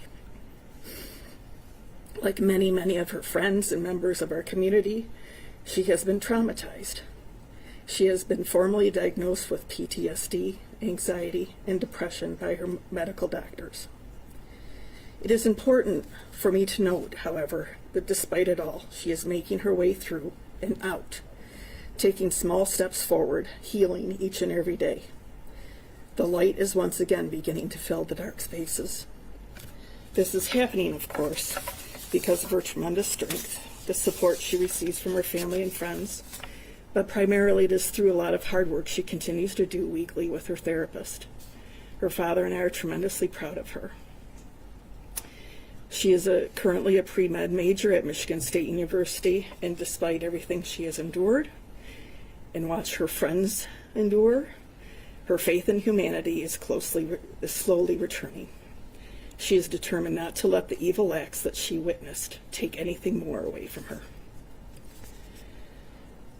As a mother helping to navigate not just my children's emotional and mental health, but that of my own, I too recognize the ways in which I have been affected by this senseless act of violence.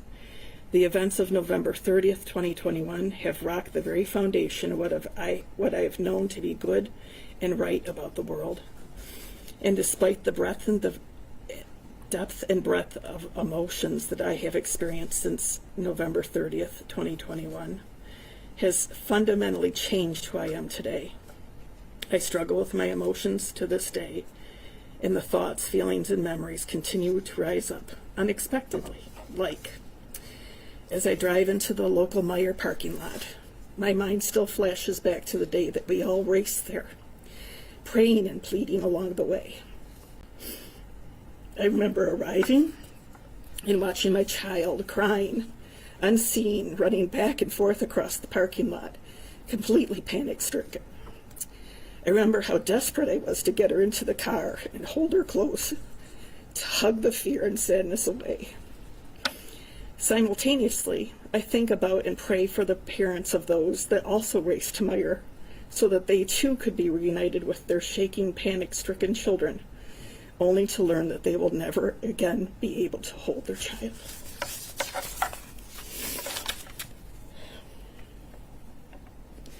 These emotions are triggered by memories. There are still moments when I receive a text from my son or daughter, and my heart skips a beat, remembering the text I received from my daughter moments before I understood what was happening. I love you, Mom. A gun is in the school. And later that day, when I had a number of children sitting in my TV room, shaking, crying, in a state of shock, one with his classmates' blood still on his shirt, watching the news reports, the increasingly disturbing tragedy unfolding before our eyes in my beloved town in real time, the looks on their faces as they realized which of their friends were wounded and were killed, how life as they knew it had changed forevermore. Memories of the yellow and blue ribbons, the Oxford Strong signs, the makeshift memorial at the high school, the prayer vigils, and the funerals. On November 30th, 2021, 4 beautiful people were taken from this earth and 7 others wounded through a senseless act of evil. I believe that the Oxford High School shooter should remain in jail for the remainder of his life and be sentenced to life without the chance of parole. The shooter, who craves notoriety, is not deserving to have his name included in my thoughts, and so I'm intentionally omitting his name from this written statement. I do, however, wish that his parents would have provided him with the love and care that he deserved and was begging for seemingly all his life.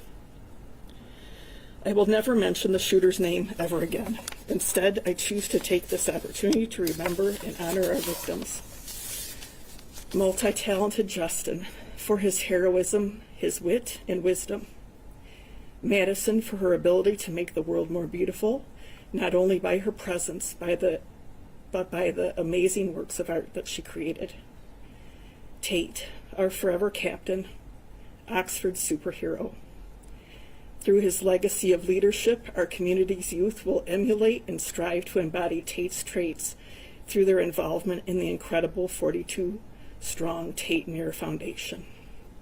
And Hannah, our beautiful flower, whose memory will be honored in many ways, especially through a garden that is currently being constructed in her honor. We will all care for Hannah's garden. We will visit and remember and bask in both its beauty and her memory. Their legacies, their beauty, their love of life, and the gifts they bestowed to others.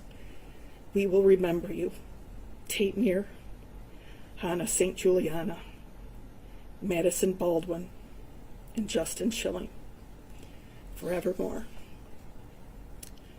Love wins. Thank you for your statements this afternoon, Mel.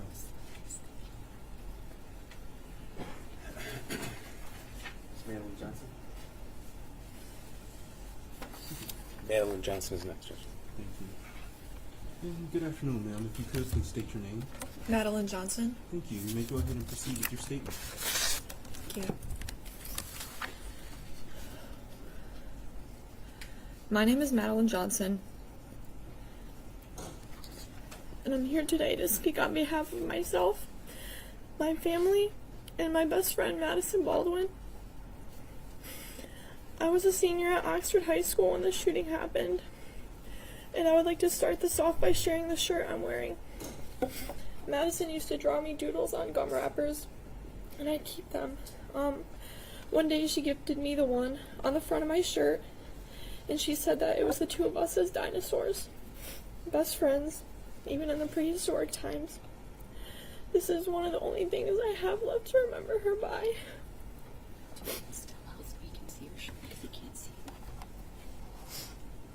This is the back. Thank you. On November 30th, 2 years ago, Maddie and I were coming from our 4th hour AP statistics class that we had together, and we were walking down the 200 hallway.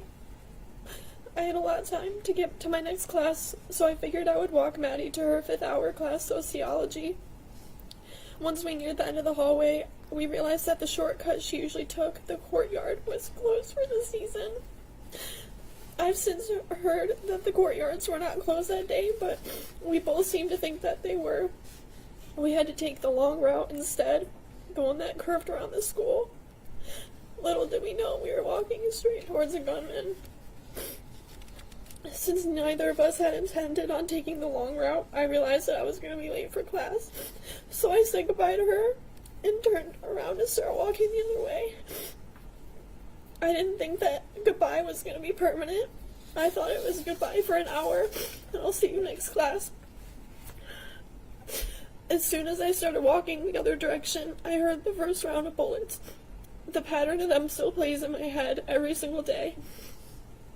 For a moment, just a fraction of a second, everything went quiet, or at least it did for me.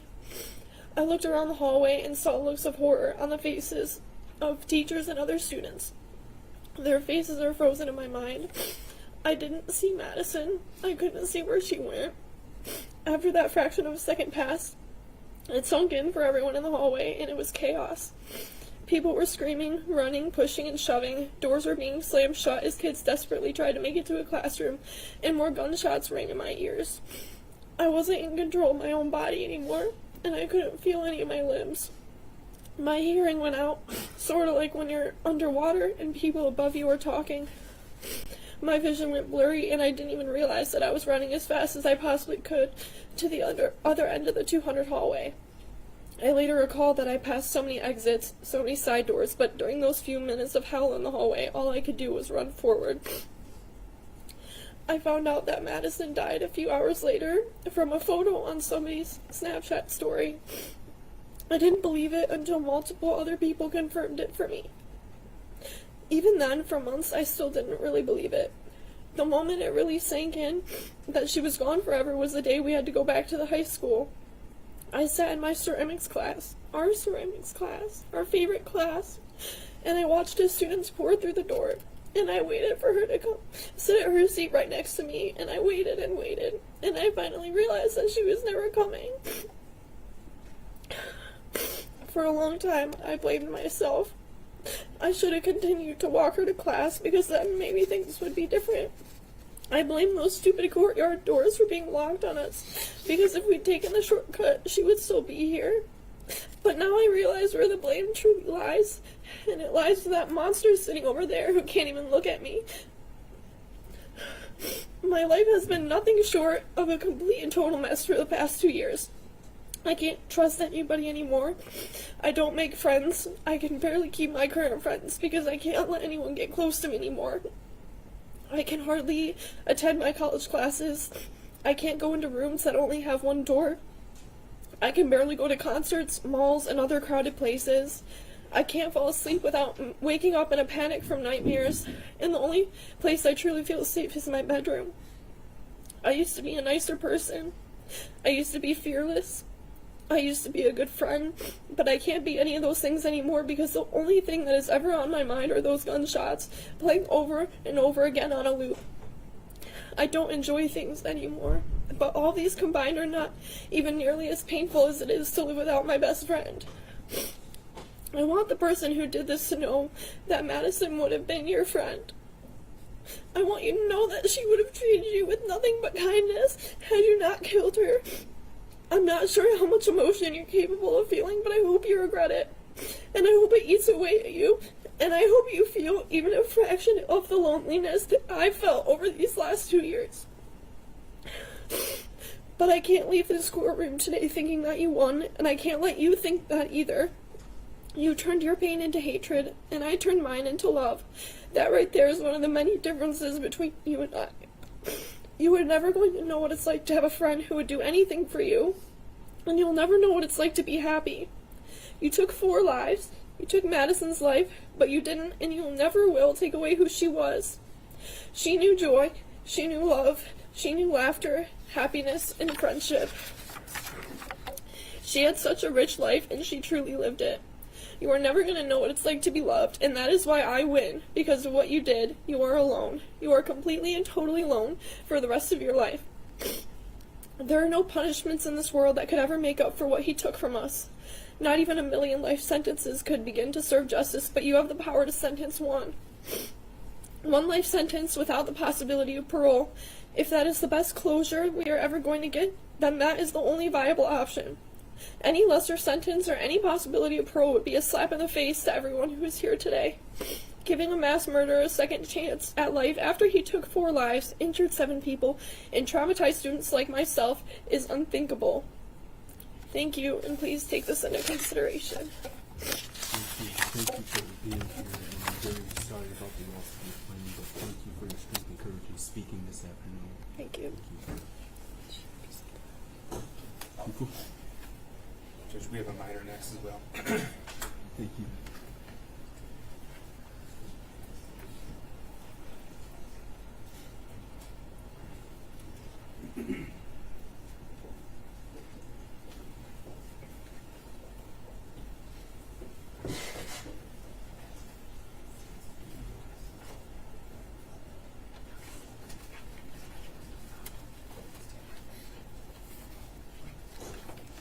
Thank you, and good afternoon to you. Because you're a minor, you don't have to say your name on the record if you do not want to. But of course, if you want to, you may go ahead and state your name. With that, you may go ahead and proceed with your statement this afternoon. Thank you, Your Honor. Hello, Your Honor. I'm a survivor. My name is Addison Kloss. I was an Oxford High School freshman when this tragedy occurred. Before this happened on November 30th, I was living my childhood out doing what I loved and being oblivious to the world around me and all its bad things. Before this day, I have never seen or heard a gun in person or violence around me. My life was basically perfect, but all of that went away fast. A week before Thanksgiving, there was a threat of a shooting. It was false, but I seen the defendant in the hallway, and I had a bad feeling about him, that he was dangerous. The week we got back from Thanksgiving break, the next thing I knew, I was in my biology class nervous for our test. I was going to use the bathroom before the test, but thank God I got caught up talking with my friends.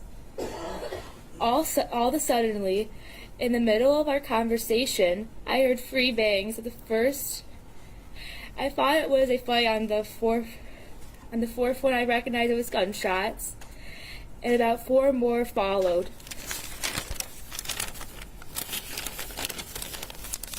Me and my friend were near the door, and we hugged each other tight and ran to the corner. When we reached the corner, we kneeled down hugging each other for dear life.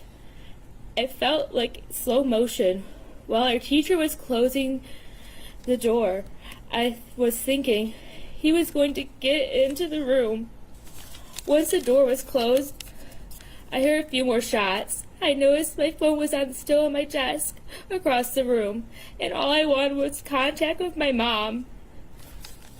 That made me feel hopeless. It got me thinking I'm never going to see my family or parents again. That made my heart sink. My life was flashing before my eyes. I started crying. I wanted my mom. Luckily, my friend had her phone, and I was able to tell my mom I loved her.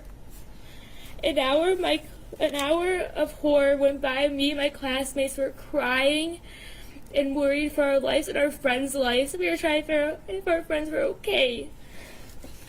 Finally, a police officer came in to rescue us. At that moment, I thought this all was a bad dream. When we finally came outside, the cold breeze hit my face, following the officer out to get searched. After I was searched, I called my grandma because my parents were at work and I thought they would not be able to come pick me up for some reason. When I heard my grandma's voice, I broke down crying because I thought I would never hear her voice again. She reassured me. Then we got on the bus to Meyer to reunite with our family. On the bus, my other grandma called me and told me my mom was on her way to Meyer, and she was offering her support. At Meyer, I was finally able to be back in my mom's warm arms, as we hugged more tightly than ever before. We finally arrived home, and my dad greeted me with the biggest hug he has ever given me. He usually is an unemotional person. The rest of the night was filled with grief.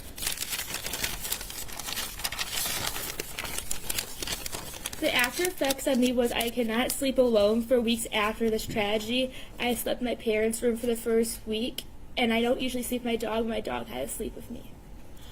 I also now always tell my family and my friends and my loved one multiple times a day I love them because I'm scared of losing them.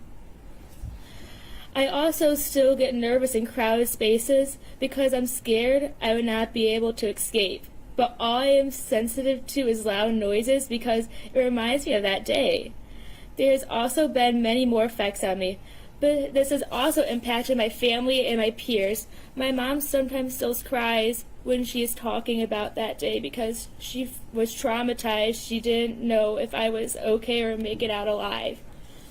And my 7-year-old cousin asked me after if it would happen to her too, and it really broke my heart because a child should not have to worry about that because she's just a little kid and no one should ever have to worry about that. This also impacted the parents who lost their babies that were dear to their heart, and my heart just breaks for them. These kids who lost their lives are the most incredible human beings to ever walk this earth. They all have impacts on their community members. Hannah, Tate, Madison, and Justin were kind beyond words, positive, and most importantly, care for their peers in our community. There are some more meaningful traits about them that I admire. Also, the other 7 who survived are also in possession of the same traits and are strong beyond words. So, Your Honor, I am asking you to give this defendant, or should I say monster, life in prison without the possibility of parole in a maximum security prison, because this monster should never be free again and suffer because he took the life of Hannah, Tate, Justin, and Madison, and injured 7 others, and also impacted another 2,000 people, traumatizing them all for life. Why should he walk free while we're suffering the trauma he put on us? Thank you, Your Honor. Thank you. Thank you for your statements this afternoon. Another minor, Judge? Thank you. And with that, we'll keep the recording down.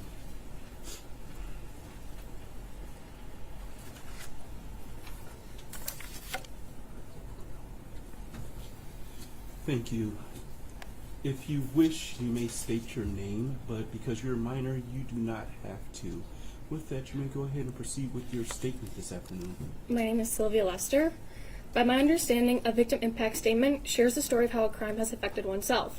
I feel compelled to share my own story. I never understood or grasped the truly devastating reality of losing someone you love. I still haven't grasped the concept, to be completely honest. The only coherent words that came out of my mouth when I received the phone call that my beautiful best friend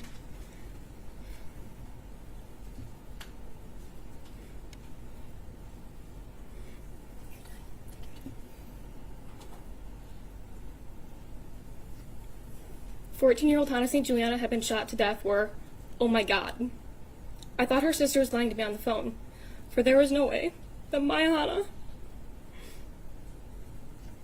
had been brutally killed in their school hallway mere minutes after I left her to head my 5th-hour class. After being placed in lockdown, I hid in the corner of my darkened English classroom, oblivious to the true carnage happening just across the courtyard from me. I can still feel the echoes of classmates' hand clenched tightly in my own interlocked fingers. I can hear my blood rushing through my ears as I waited to experience the ring of a gunshot that would end my life. I can no longer walk down the street without thinking someone is waiting to kill me, aiming for me. The sound of sirens automatically alerts my brain to another school shooting, and to the numbing walk after leaving high school, to the same irrational call that will inevitably be following, informing me another person I love is gone. To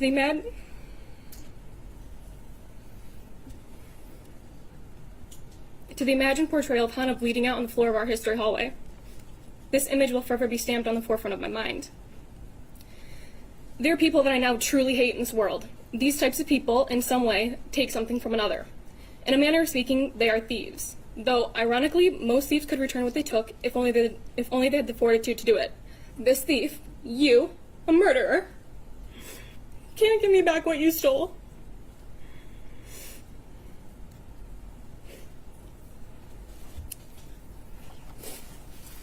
You stole my best friend. You stole my carefree laughter. You stole my Christmases. You stole my Tuesdays.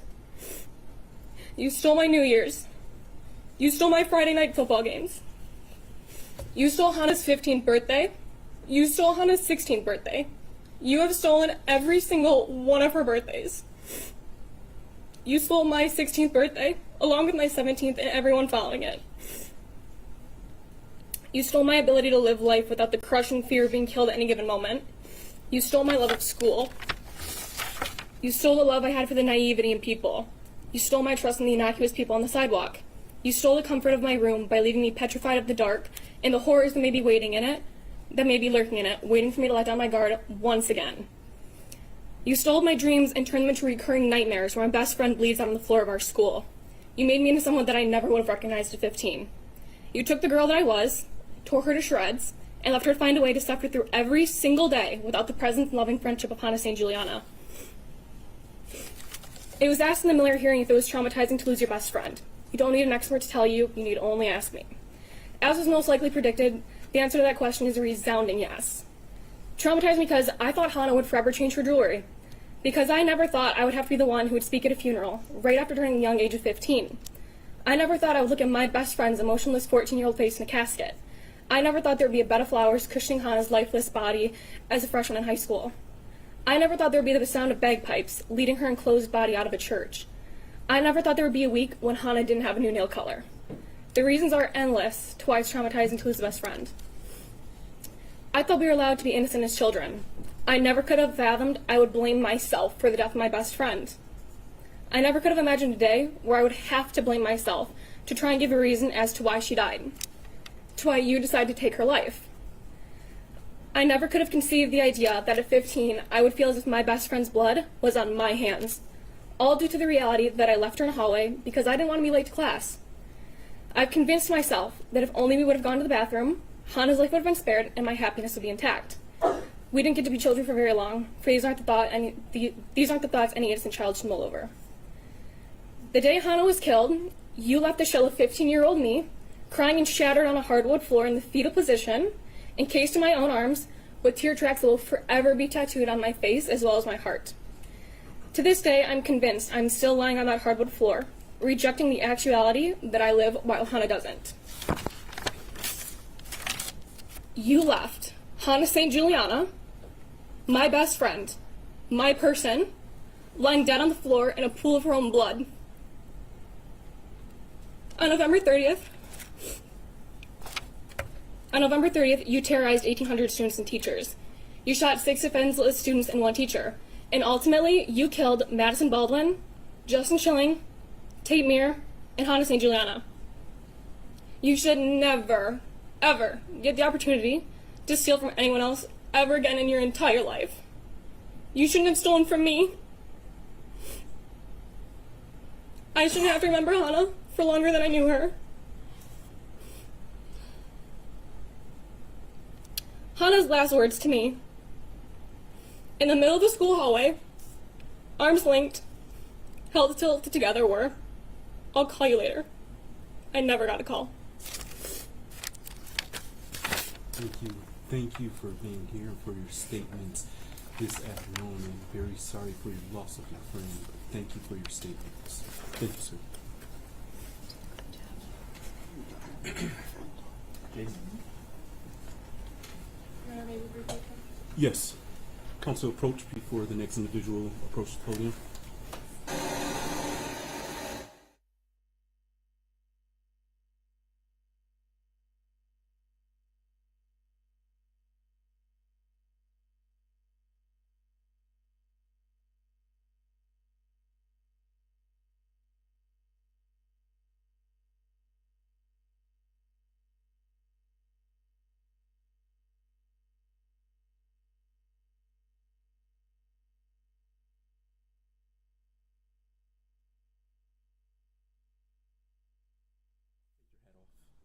Please remove your hat in the courtroom. Thank you.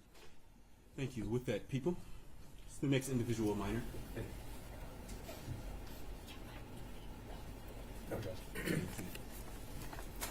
Thank you, and good afternoon. If you could, please state your name for the record. Jace McCarthy. Thank you, and you may go ahead and proceed with your statement. To explain how I was affected, I would have to tell you that I feel like my mind is stuck in a Meyer parking lot, which sounds silly. For most kids in Oxford, the Meyer parking lot was viewed as a hangout spot, a place you would go to sit in a parking lot, wasting gas and talking about gossip or life problems. Strolling down aisles for hours trying to waste time before curfew. But most days I'm stuck in a Meyer parking lot. A parking lot filled with my peers hugging each other, cameras everywhere with reporters shoving microphones in faces, asking questions we couldn't comprehend at the time, with police sirens flooding the streets in my senses, and helicopters flying overhead. I am still there. I can feel the concrete underneath my feet. The cold, harsh wind still greets my face, even in the warmest July heat. I am still as the world spins, and my hindsight becomes blurred and hazy. I was coaxed into a state of shock for a long time. Some days I miss it, the feeling, the unknown, before it was real, when I was whole. When people started to come out and tell the world that they lost a piece of themselves that day, or they were looking for the person they were before the shooting, I didn't think I was a part of that group. Maybe I was taking it too literally, or maybe I wasn't aware enough to realize. I think for a long time I was walking around fractured and not knowing it. I didn't know when I lost that part of me. I still don't. Was it when I saw cop car after cop car from everywhere in the state? Was it before I saw 3 confirmed dead on the TV? Was it when I saw post after post of Madison's senior photo being used as a makeshift missing poster? Was it when the world stopped? My older brother came sobbed into my mother's arms. I can't remember a time he cried before that. I sat in a kitchen chair, confused, unsure what to do. So I left and walked to my room. Unfortunately, the walls weren't thick enough to prepare me for the words that came out of his mouth next. Nate's brother was shot. He was shot in the head, Mom. I felt time froze. I didn't know what to think. I didn't think I was hearing his words correctly. I was mixing up kids in my grade, scrambling for a name that I was clearly blanking out on. I remember staring blankly at my phone, hoping that it would somehow tell me magically what to do. No one tells you how to comfort someone after receiving news like that, so I stayed hidden in my room. Justin Schilling, someone my brother has known for years. The number on the TV screen felt more like a cruel weight that suffocated me. The number on the screen was real. Nothing screams real like a gurney outside the exit of your old chemistry class. I didn't sleep that night. I was hoping I would hear news about Justin. Calling friends of friends who knew something, I told my mom in the early morning hours that people were saying goodbyes. I didn't want to be the one to tell my older brother. Looking back, I'm sure he knew. By 9 a.m., Justin Schilling was trending on social media. Justin Schilling is dead. I went to vigils out of nonstop guilt. I kept every candle. They've been collecting dust in a senior memory box that I made 2 weeks before my senior year, with high hopes that it would hold things like good grades and grad cards, turned into a gravesite of everything that embodies the 30th, from coping cards to Oxford Strong mementos. I still have wax on my shoes that I don't have the heart to clean. It's strange that I view that as a better time, not having to cope with the grief or loss because it hadn't hit me yet. Depending on the day, I'm aware enough to know that that wasn't a better time. A better time was not having to walk where kids bled out and died. A better time was not knowing the kid who sat at my homecoming table, or the fact that 2 months later he was going to school with a gun with the full intent on using it.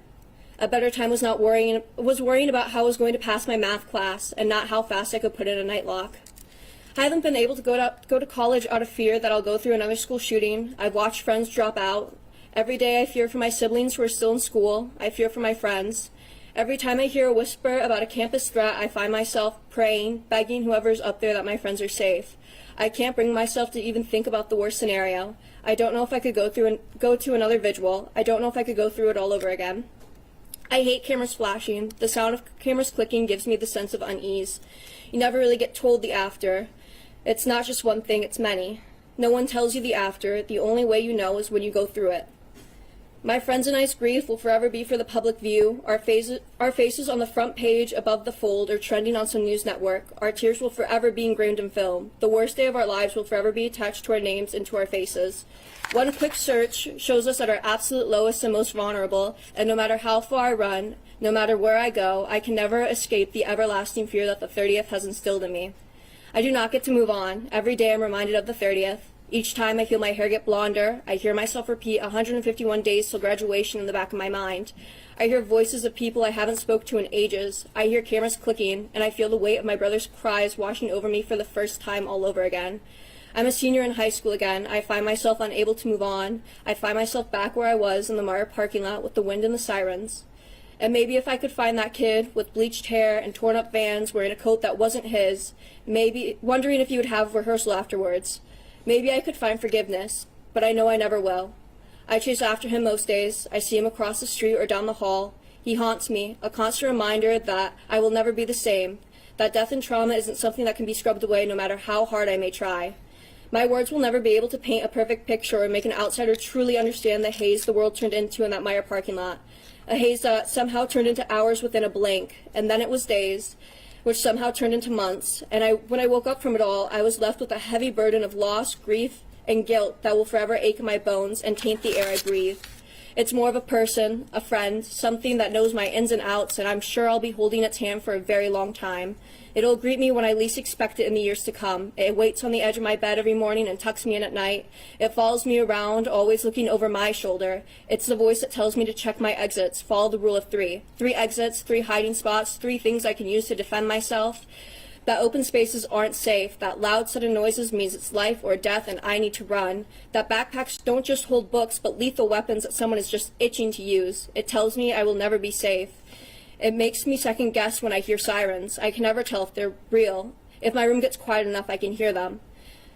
They're more than a familiar sound, yet when my body hears emergency vehicles, I can't help but tense up. If I can't sleep at night, it crawls into my bed beside me, making me think of what ifs, or what I'll do, who I'll call, what I'll say if it happens again.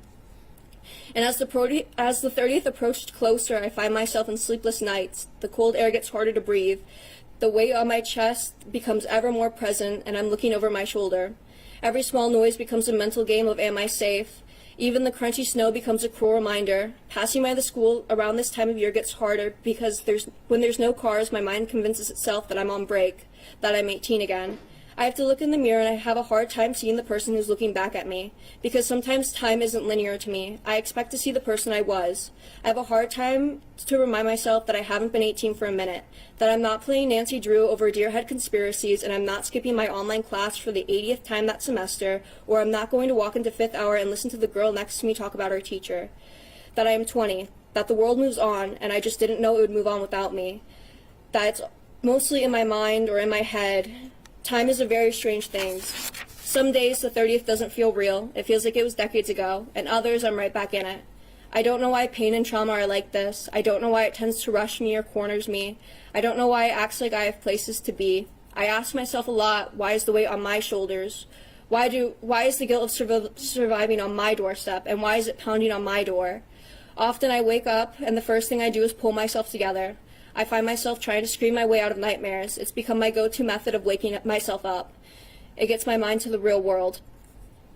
People who have never gone through something like this will view this as closure, an ending, moving on. When something is over, I don't get to move on. That weight and guilt doesn't dissipate over me. This traumatic event has changed me indefinitely, and there's never going to be an undo button. I will never hear the chance of Sean talk about Justin in the present tense again. I will never hear friends talk about future plans with Hannah or Tate, only what-ifs and promises never seen through. We never get to wake up and move on with the loss. It lives with us and appears with us in least expected ways. And that is something the shooter will never have to endure. He will never have to go through what he made us go through on the 30th. And for as long as I have to carry on with the weight of his actions, I believe he should too. So maybe I'll forever be in that Meyer parking lot, the guilt and grief being more familiar than the back of my hand. And maybe I'll forever be chasing the idea of who I was that day. The looming fear of never getting better or healing will always dangle over my head. But just like the what-ifs and nightmares, I know for as long as I live, I will pray and I will hope that there is a shadow of incarceration and karma haunting him for the rest of his life. Thank you for your statements this afternoon. Very well said, so thank you very much. Thank you. With that, we're going to go ahead and we're going to break for lunch. We're going to break very briefly. I do want to attempt to get this hearing done today. And so we're going to break. We will return to court at 1:35 p.m. With that, to the individuals that are in the gallery, please be seated until the defendant has exited the courtroom. With that, deputies, you may take the defendant.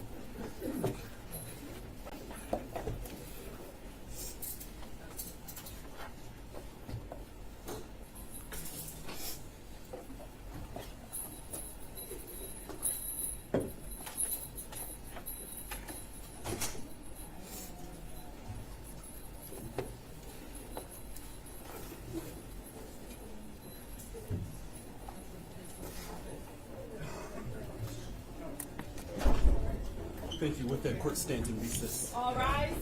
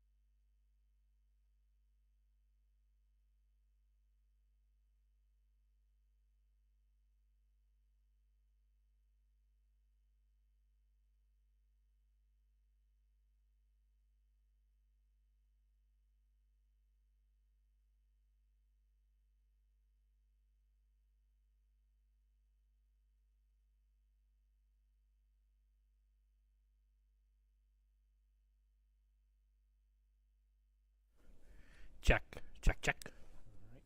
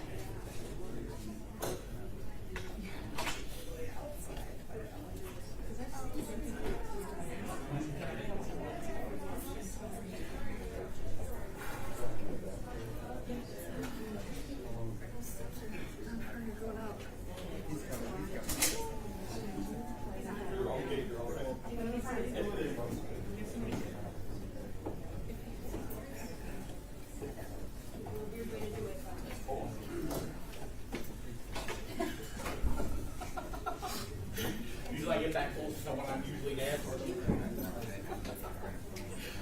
You know, not the situations I'm going to be up to. Okay. Yeah.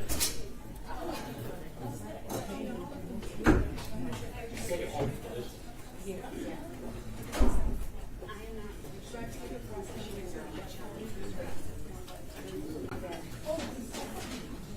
Oh, you're like, it's like going on the hotel, you're stocking up on.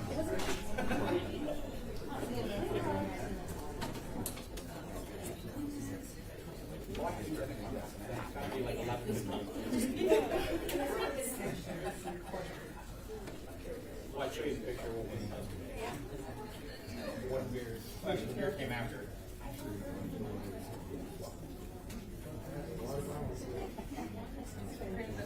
I had 4. But like, I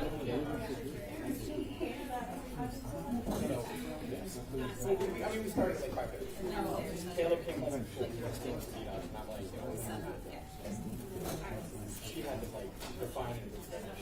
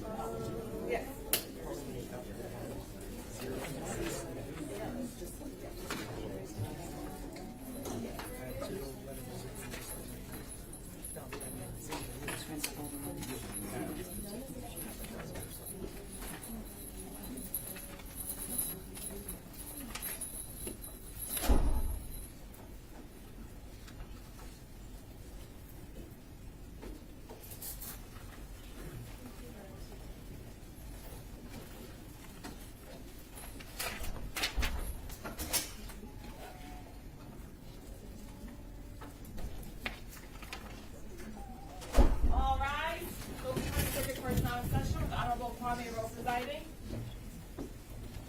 Thank you. You may be seated.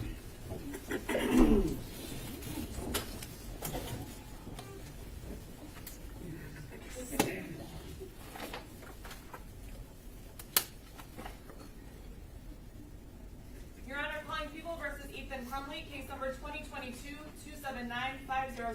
FC. Thank you. Appearances for the record. Karen McDonald on behalf of the people. On behalf of Ethan Crumbley. McKelvey on behalf of Ethan Crumbley. Thank you. You may all be seated. Before we begin, I would note that the court did shorten the lunch period here to make sure that we can hopefully finish the proceedings this afternoon. If anyone needs to step out to eat additional food, the court will allow that. However, we need to conduct these proceedings efficiently and forthwith. And so, with that, people, you may call the next individual that wishes to speak. Thank you, Judge. Miss Olivia McMillan. Thank you. Thank you, and good afternoon, ma'am. If you could, please state your name. Olivia McMillan. Thank you. You may go ahead and proceed with your statement to the court. I've thought about what I might say for almost 2 years now at the time of writing this statement. I don't think I could ever put into words or will ever be able to put into words the emotions I've gone through since that cold, icy day of November 30th. Desperation, numbness, guilt, fear, grief, loss, anger, hopelessness, yearning, the list goes on. I don't even know where to start or how to start. Since 2018, at the young age of 13, I've feared school shootings. I observed the harsh realities of the Parkland shooting through Snapchat videos taken in classrooms as they were surrounded by their dead friends and peers. I was so fearful of this happening to myself, my friends, my classmates. I had vivid nightmares, took the drills and lessons in schools about what to do in these situations very seriously. I always knew where the nearest exit was, in a new room, building, choosing my seat carefully, and paying attention to who was around me in public. This was all before. But I entered high school, a new environment, new friends, new classes. Everyone talks about how wonderful high school is supposed to be, how it's supposed to be some of the most pivotal moments of your young life. I was lucky enough to make some friends who truly made it feel like these were the moments you live for. Justin Schilling was one of those friends. I've known Justin since the beginning of middle school. We rode the same bus. He was the last stop in the morning and the first stop in the afternoon. He had a big smile with these round cheeks and crooked teeth. We weren't anything more than acquaintances at the time. We had mutual friends, probably talked here and there on the bus, but there was nothing more than that. It wasn't until the beginning of our freshman year that a friendship started to flourish. He still had the same big smile and crooked teeth. He was such a light to be around, always doing something to make you laugh, wishing you good luck on whatever sporting event you had going on, helping you with your homework, asking you about your day, the list goes on. I've been friends with Justin for well over 5 years now, and words will never be able to describe him. I can say how charming, funny, sarcastic, encouraging, and wise beyond his years he is, but these words only demonstrate an inkling of Justin and who he is. I had just walked into my AP statistics class around 12:49-ish. I remember I sat down, texting one of my friends, playfully complaining about one of our other friends that I had just seen in the hallway. Right then, my class heard shots. I looked directly at my teacher, and my brain was telling me it was a senior prank. Someone was slamming or banging on the lockers. It was something along those lines. My teacher was closing the door because she didn't want to deal with whatever prank was going on outside in the hallway. It was far from a prank. I don't know when my brain flipped and knew that I was in danger and began to move desks, tables, chairs, filing cabinets to barricade the door. I don't know when my brain told me to get someone to hand me my big metal water bottle just in case we needed to fight. I don't know when my brain told me to text my parents. And I don't know when my brain told me to text the group chat with 3 of my other best friends in it. But I did. I wanted to make sure they were okay. Justin was in that group chat. I sent a simple text, "Are you okay?" just asking if he and my other 2 friends were safe. The response we got still makes me sick to my stomach. Justin told us he was in the bathroom with the shooter. And the next text we got from him after was, quote unquote, "I love you guys." Little did I know that would be my last text I ever received from Justin. I didn't think he was dead. I really didn't. I believed he was going to be okay. From what I was being told, I knew it was most likely going to be a difficult recovery, but I believed for another 20 hours that he was going to be okay. I was planning on going to the hospital in a few days to visit Justin, hang out with him, and help him through this, just as he's always helped me with whatever I needed and whatever I was going through. The night after the shooting, I was sat in my room alone. There wasn't a future that didn't have Justin in it. He was going to get better, and he was going to continue to tease me. He was going to go to prom with us. He was going to graduate and walk across the stage, probably brag about all his honors and rewards that he was going to get. We were going to celebrate it. He was going to be there for our last summer before college, swimming, bowling, having bonfires, taking film photos, and then after that experiencing college and making years of memories. From the day I met Justin, I knew I wanted to be his friend, and as I got to know him, he became more than just a friend. He became family. I knew he was going to be in my life for years to come. I just didn't know it was only going to be as a memory. He wasn't able to finish his senior year. He wasn't able to go to prom or graduate. It was ripped from him all in one of the most horrific and gruesome ways possible. I dream of what could have been.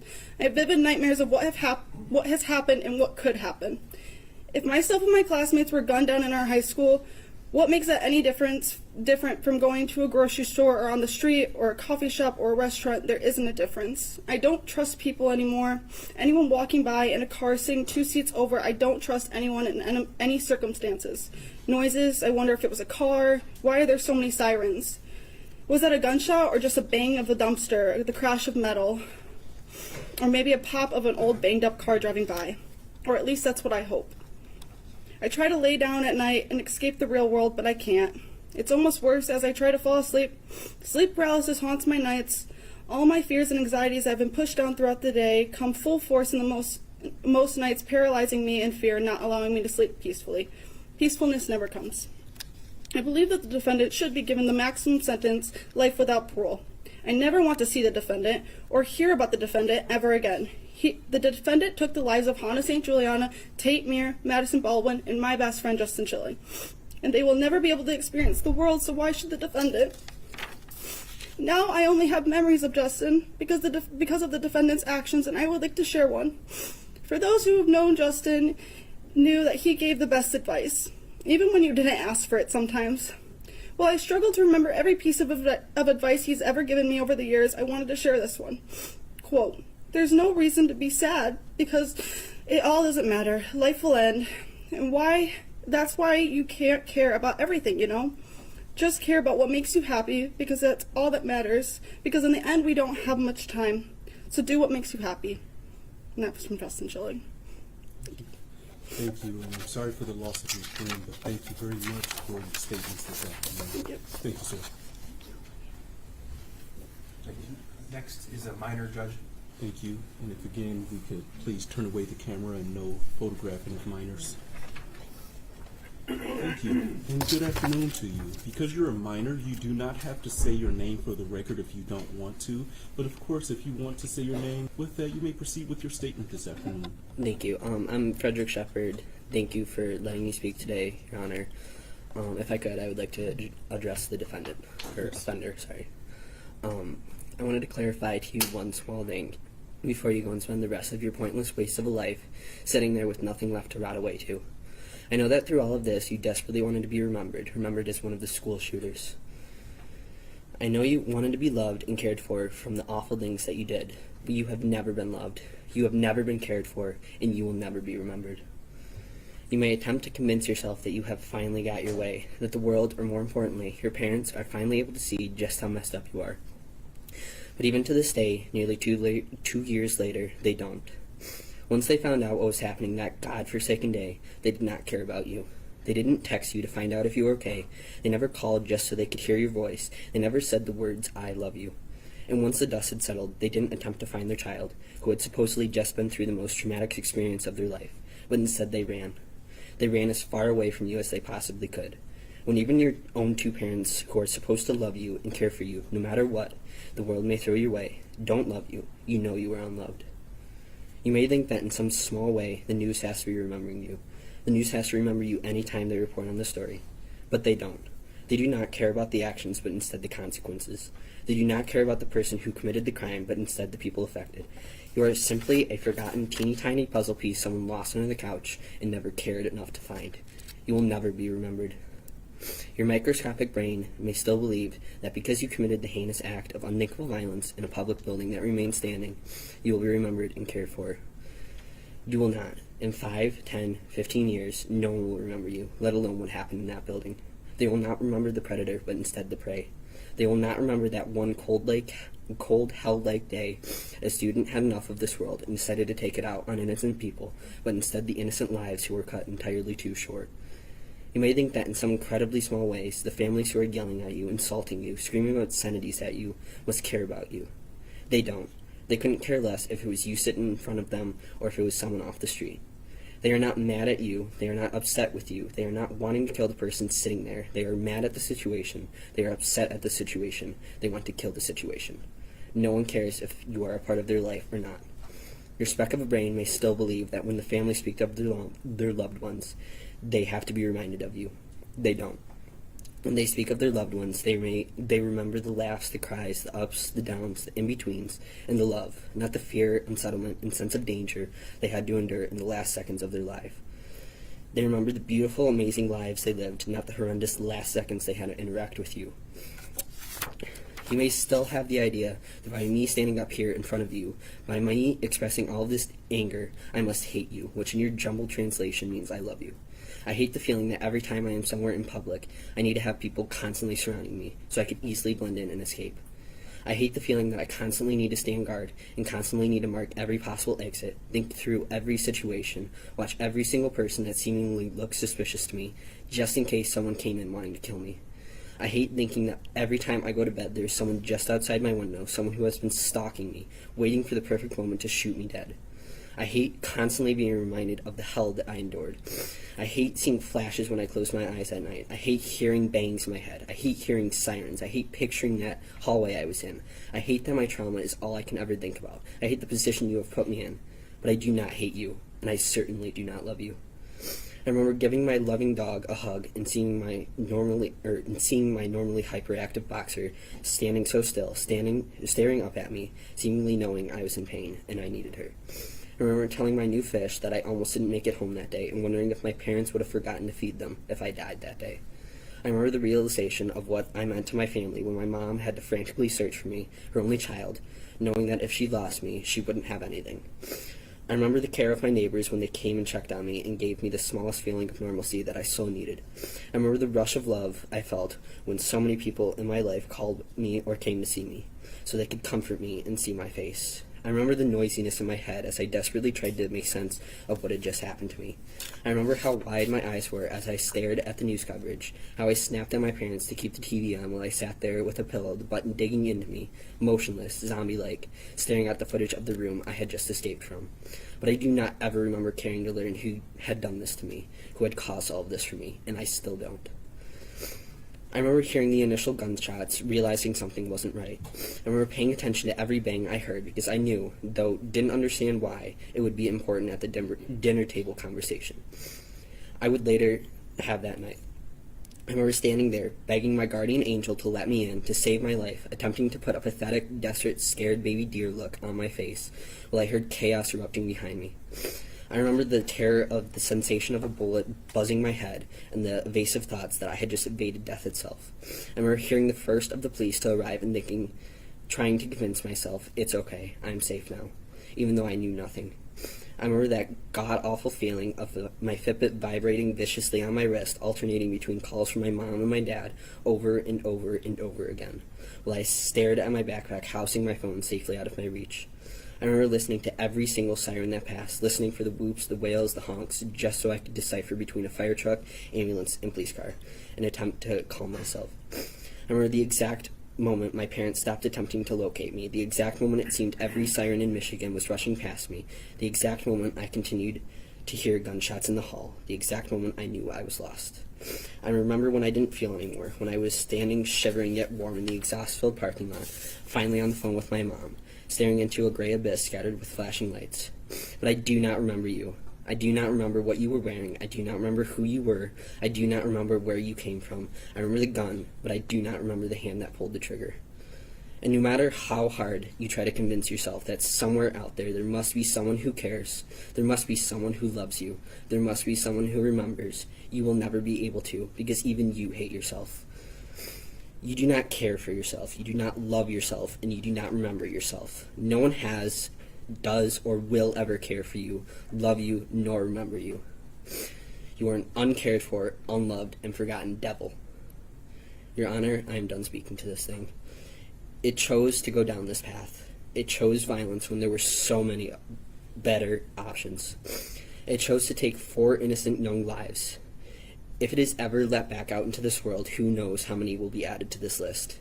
If it can't be trusted once, how can it be trusted twice?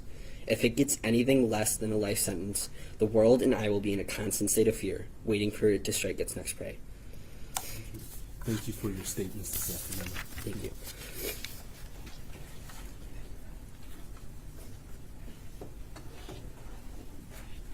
Next speaker is a minor as well, Judge. Thank you. The next speaker is also a minor. Thank you. Thank you, and good afternoon to you. You do not have to state your name because you're a minor, but if you wish to state your name, you may. But again, you don't have to. With that, you may proceed with your statement, and good afternoon as well, ma'am. My name's Ashlyn Sutton, and I'm a senior at Oxford High School. I wasn't physically injured on November 30th, 2021. You can't see my scars, but they are there. I was in the bathroom that day when the defendant emerged from the adjacent bathroom and started his rampage. Moments later, there were 5 girls in the bathroom. 4 walked out ahead of me and headed to class while I stayed back in the bathroom. After hearing the deafening noises, I came out of the bathroom stall to see those 4 girls and others, or I came out of the bathroom to see those 4 girls and others on the ground, bleeding and seemingly lifeless. That was when I realized what was happening and ran back into the bathroom to hide. Alone and terrified, I wiggled the closed-off handicap stall open and crouched behind the toilet in hopes of if someone came in, they wouldn't be able to see me. I called my mother, who stayed on the phone with me for the majority of the time I remained in the bathroom. On this call, I texted my friends that I loved them. After hearing the cries from my classmates outside the bathroom, I decided I had to go out and help. However, a security guard told me to get back in the bathroom. I couldn't hear what was being said on the intercoms, so as the minutes dragged on, I sat with my legs pushed up against my chest, shaking in fear that an active shooter still roamed the halls. Eventually, a plainclothes officer came into the bathroom. He didn't identify himself. I thought he was the shooter, so I did what I was taught and I stayed hidden. His footsteps came closer and closer to the stall that I was in, and suddenly he kicked open the stall door and pointed a gun to my head. I screamed, fell to the ground, and waited for the gun to go off. Instead, he identified himself as a police officer and led me out of the bathroom. He made sure that I did not look to my left as he quickly led me to the back door. I didn't look. I had already seen enough. The relief of realizing he was law enforcement did little to erase the trauma of that moment as I was led out of the bathroom, forever changed. The impact of that day has followed me through every aspect of my existence, casting shadows on what was a life filled with innocence. I was a sophomore and just 15 years old when this happened. Before that day, school was a place of growth and companionship. It was where I was supposed to feel safe, where I was meant to build a foundation for my future. But the events that unfolded and shattered that sense of security and left an undeniable mark on my soul. The emotional and psychological aftermath is an unrelenting torment. Post-traumatic stress disorder has become an unwelcome companion, invading the sanctuary of my mind with flashbacks and anxiety and a profound sense of vulnerability. The simplest of sounds, a door slamming shut, a distant shout, can trigger an overwhelming surge of panic, transporting me back to the terror of that day. Sleepless nights are plagued by vivid nightmares, and the stress and anxiety is often manifested by physical symptoms. Things that were once so simple became so difficult. I couldn't even walk into a public bathroom for months afterwards. Be left home alone for any amount of time, or make it through a school day without experiencing debilitating panic attacks. Relationships with loved ones have been strained as we all navigate the aftermath together. Simple joys are now clouded by the specter of once was, and the path to healing seems never ending. While I am grateful to be alive, the weight of survival is a complex and conflicting emotion. I feel a responsibility to honor the memory of those who were lost, yet the guilt of living when others did not is a heavy burden that I and others like me must bear. Your Honor, I humbly request relief from the duty that may one day require me to confront the defendant at a parole hearing. It is in my solemn plea that the possibility of parole be denied, ensuring he never has the opportunity to harm another person. As you deliberate on the consequences for the defendant, I implore you to recognize the enduring impact on survivors. Justice is not only about punishment, it is about acknowledging the depth of our pain, the strength it takes to endure, and the resilience required to rebuild shattered lives. Thank you for your time, consideration, and understanding of the profound impact this tragedy has had on my life. As a survivor, I want not only to talk solely of the pain, but also to emphasize the strength that can emerge from a tragedy. In the face of unimaginable pain and loss, I have discovered an inner strength that I never knew existed. It is a strength that has propelled me forward, allowing me to rebuild my life and find purpose amidst the chaos. May our collective experiences serve as a catalyst for a resounding call to address the root cause of senseless violence. Thank you. Thank you for your statements this afternoon, and your strength definitely shines through your statements this afternoon, so thank you for those statements.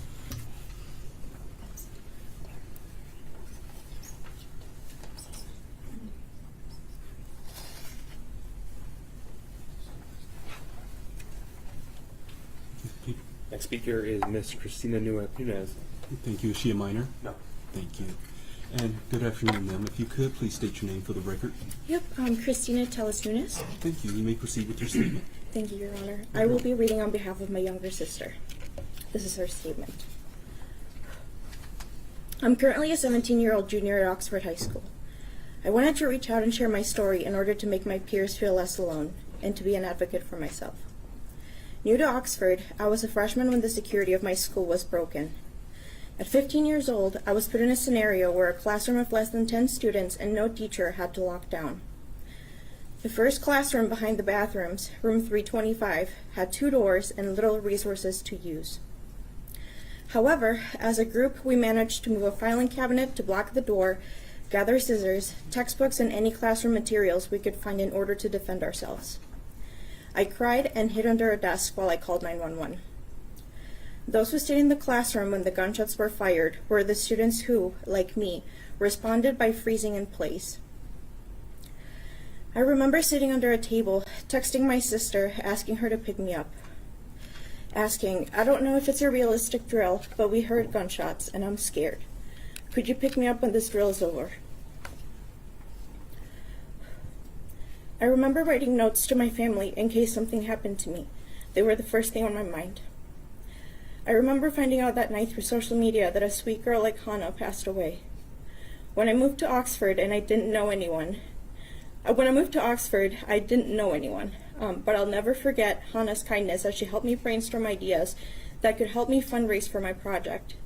Sweet suggestions of jewelry making and bake sales motivated me to branch out more at school. Her compliments in my math class always made me feel welcome. I owe her so much for making Oxford feel like home. No student should ever have to fear for their safety in school. For months after November 30th, I struggled with sleeping due to the nightmares I would have. I needed outside help for me to sleep. Now, at 17 years old, I still fear for my own safety at school and in public. I always look for the nearest exits in crowded places, and when I get stressed out, I have recurring nightmares of the shooting happening again. In order to move forward, I need to know that he will never have the chance to see my school again. This was an act of terrorism, endangering a crowded public space, instilling fear in a community, and leaving behind many victims who will have to deal with this event for the rest of their lives.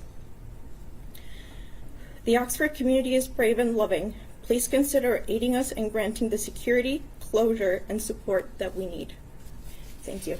Thank you. Thank you for your statements this afternoon. They're truly appreciated. Thank you.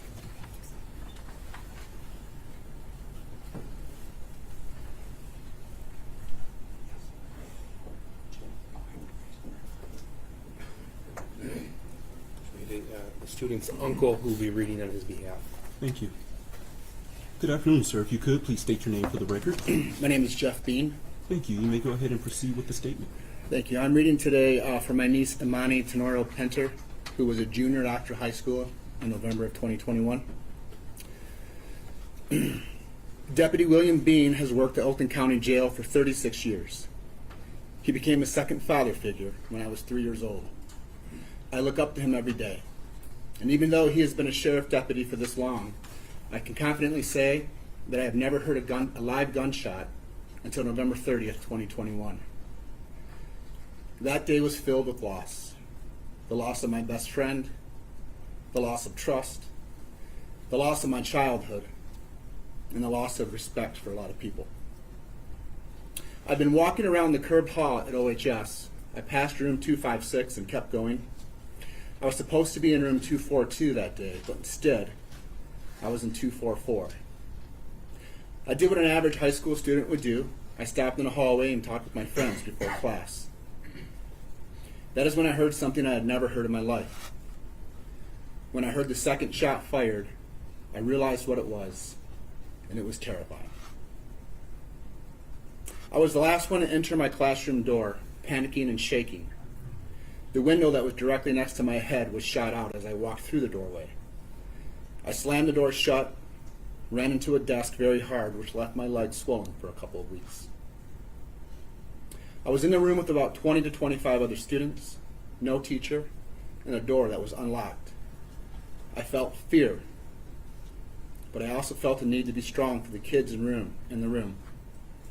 At 12:51, I called 911, and my friend spoke to the operator. I was scared, hurt, in shock, and I could not for the life of me stop shaking. I left that school with nothing but disgust. Like everyone involved, I have my triggers that I must live with every day. I should not have to live with these triggers. I should be proudly in college with no fear that I will be hunted down. But I do have this fear. I am grateful for an amazing family of 5 who I look up to every day and who help me to heal. Sherry, Buck, Trent, Ty, and Tate are and will always be my role models. Tate Muir was killed on November 30th. And what did the Muir family do in the aftermath? They created an organization to help other kids like the shooter, so they have support, so this will never happen again. They are the strongest family I know. Helping others is what we should be doing. But instead, we're here today, trying to decide if the shooter should have life in prison with or without a chance of parole. This person should have life in prison with no chance of parole because Tate, Hannah, Justin, and Madison have no chance of going to college, no chance of getting married, no chance of having children, or even simply eating dinner at the table with their families again. I am overwhelmed by the unfairness these 4 families have to suffer through and the 7 who are going through a very long recovery process. The shooter stole something for which I will never be able to forgive him. I also know the shooter wants to see this terrible trauma students, staff, and our community members went through on that day. But what he needs to know is this: our community is way too strong to allow that. So instead, we fight for what is right, we open beautiful gardens, we build and create organizations, we continue to share our art, and we donate organs. Thank you. Thank you, sir, for the statements this afternoon. I appreciate it. Thank you.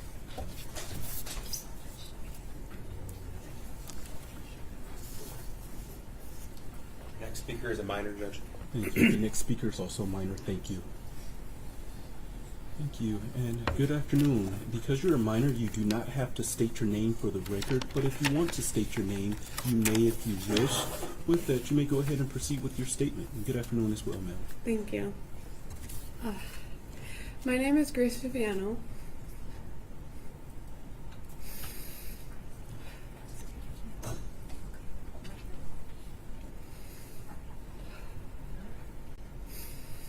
And on this day, November 30th, I was 15. I could not even drive yet. What I was forced to go through and process a tragedy that no one should ever have to go through.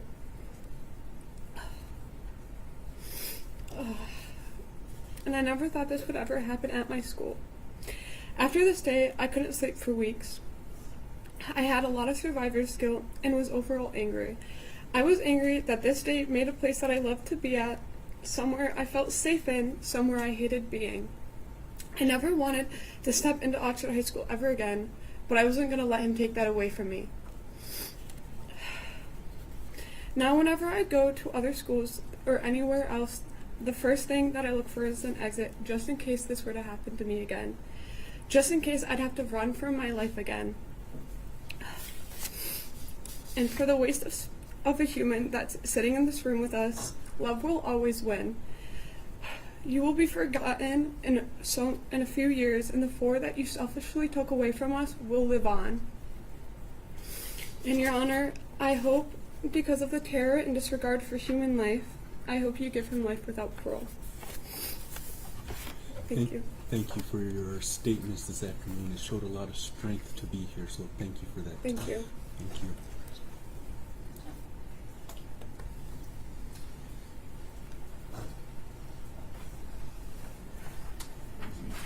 Next speaker is Catherine Waymaster.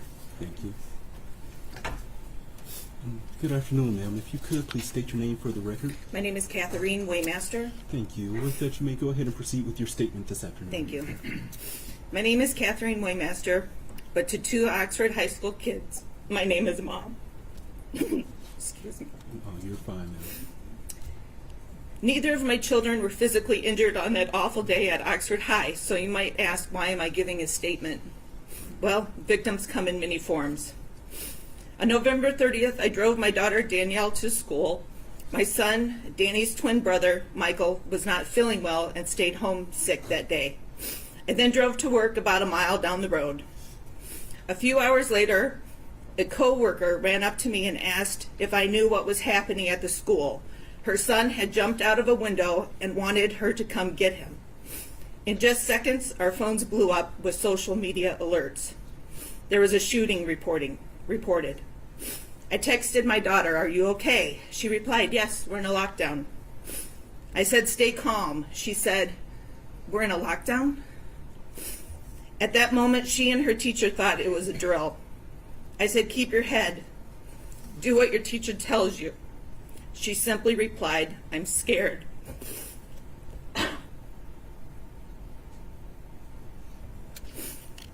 I ran out of work and headed to the school. I arrived in minutes before roads were closed and the bulk of the emergency responders had arrived. Their radio announced that a shooter was in custody. But of course, no one knew at that point if there was only one. I watched as hundreds of emergency responders arrived. I watched ambulances unload empty stretchers and leave with full ones.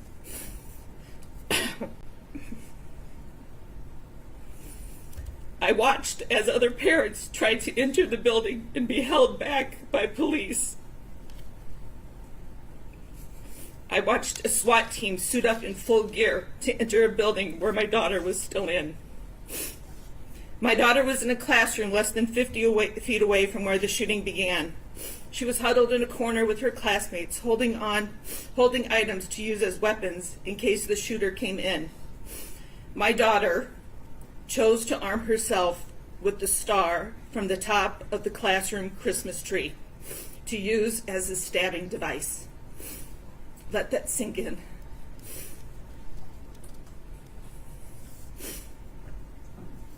We continued to text. My daughter was using her Apple Watch because her phone was across the room in a holder along with all the phones of her classmates. It was by the door. Phones were ringing and buzzing like crazy as parents were trying to connect with their kids. My daughter was in that classroom because she wanted to drop off her backpack before she went to the bathroom. She had just left her friends, Phoebe and Eli. They would walk together almost every day at that time. Had she not detoured, had she stayed with her friends, what would have happened? that weighs heavy on her mind.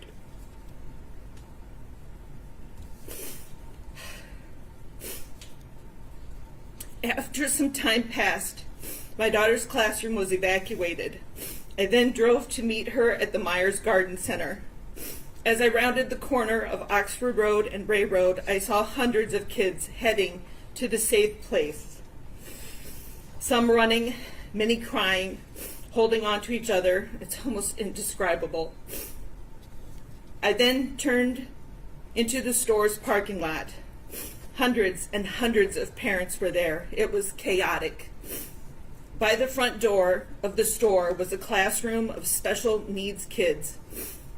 When I saw one boy there, the most innocent of innocents, looking around in utter confusion,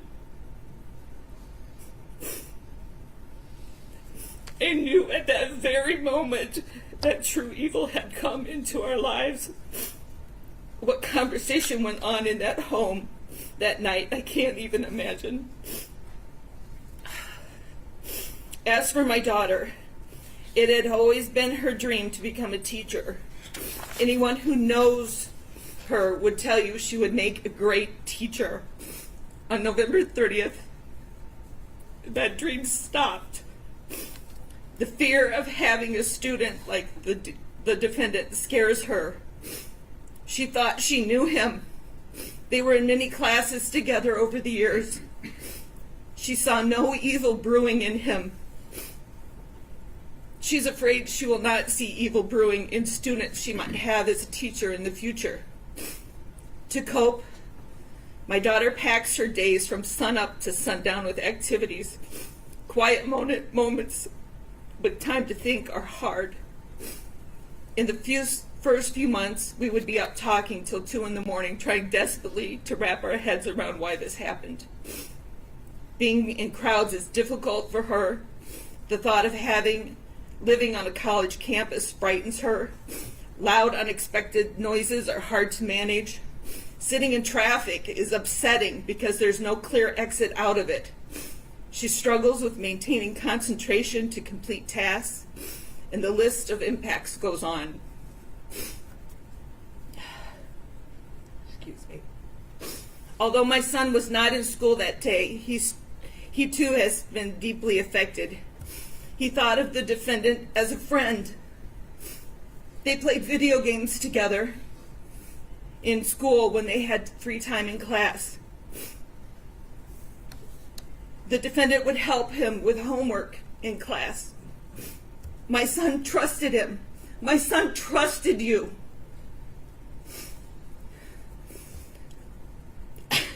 Now my son trusts no one. He keeps to a very small group of friends. He was not a fan of school before the shooting, and now every day is a struggle to get him to even show up. He hates being in that building. He dropped out of sports, moved to some online classes because he doesn't want to be on campus any longer than he needs to. He can't wait to be done and graduated this spring. Mike has decent grades. Imagine what he could accomplish if he actually wanted to be there. My son, like a lot of the boys from Oxford, struggle with controlling anger, and his emotions are extreme. Oxford is a small town community, has a small town community feel. It seems that everyone kind of knows everyone. So many notable things have happened to my circle of friends because of these events, and I'd like to share a few. The kids of Oxford School were forced to leave their belongings in school that day. Hundreds of cars remained in the parking lots because the keys were in the backpacks they left behind. One friend's son held vigil over his dead friend's car so no one would mess with it while it was parked there. At a town vigil, a sound system crackled, sent the crowd running in all directions. A co-worker of mine was trampled and broke her collarbone. I found my kids huddled in fear in the basement of an old building. My friend's daughter refused to go anywhere without a support dog by her side. Another friend of mine had 4 kids in the school at the time. She described her home as a minefield. because she never knew what kid would break down at any given moment. Another friend's daughter desperately wanted to return to school. She would drive there, but she sat in her car in the parking lot for hours, too afraid to go in the door. Sadly, she was not the only one sitting in the car trying to work up the courage to enter. Another friend's son had given the shooter a friendly "what's up" fist bump as they passed each other in the hallway minutes before the shooting began. He's racked with guilt, wondering if he could have stopped it all. Another friend's daughter-in-law was in her second year of teaching when the shooting happened. She quit her job, and she feels like her whole time in college was a waste, as she will never return to teaching. Every student enrolled at the time now has an asterisk on their school transcripts that denote grades or test scores unavailable due to school shooting. Neighboring communities have been so supportive, but that too comes with problems.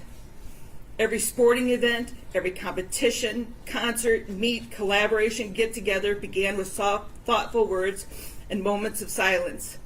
Our students would have to try and perform. It was like, "Hey, your friends are dead. So sad. Play ball." How many scholarships were lost? We'll never know. A rift has emerged in this community over how the school is handling things. It's ugly and it's sad. There's a saying, "I hope I don't look like what I've been through."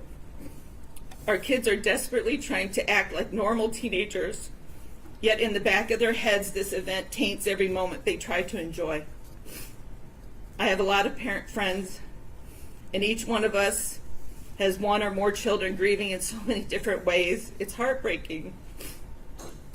I feel that each of these kids deserve justice.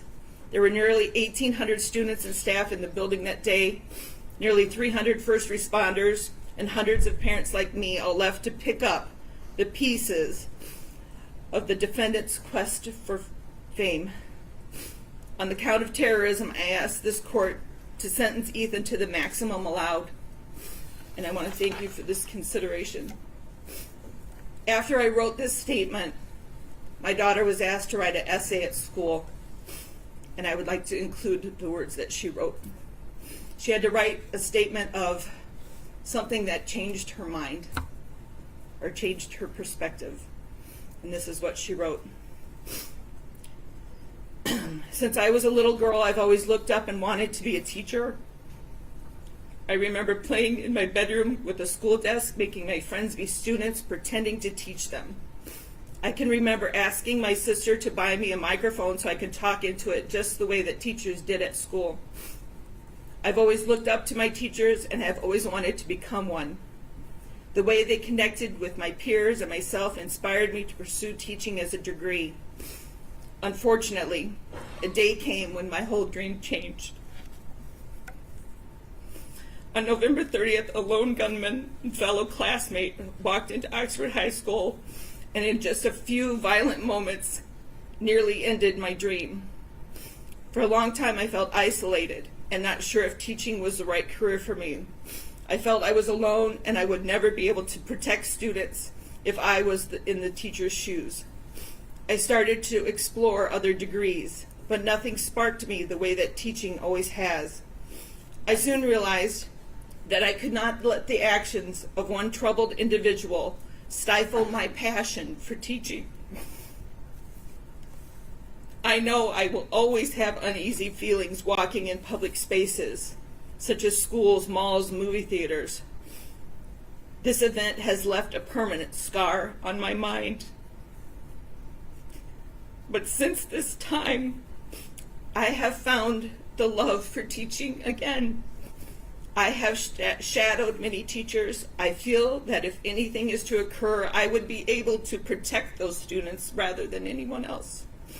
I have now been accepted to OU for elementary education, and I would not change a word. Thank you. Thank you. First off, good luck to your daughter at Oakland University. Thank you for your statements this afternoon, as well as the statements of your daughter. I listened very closely, so I truly appreciate that, ma'am. Thank you.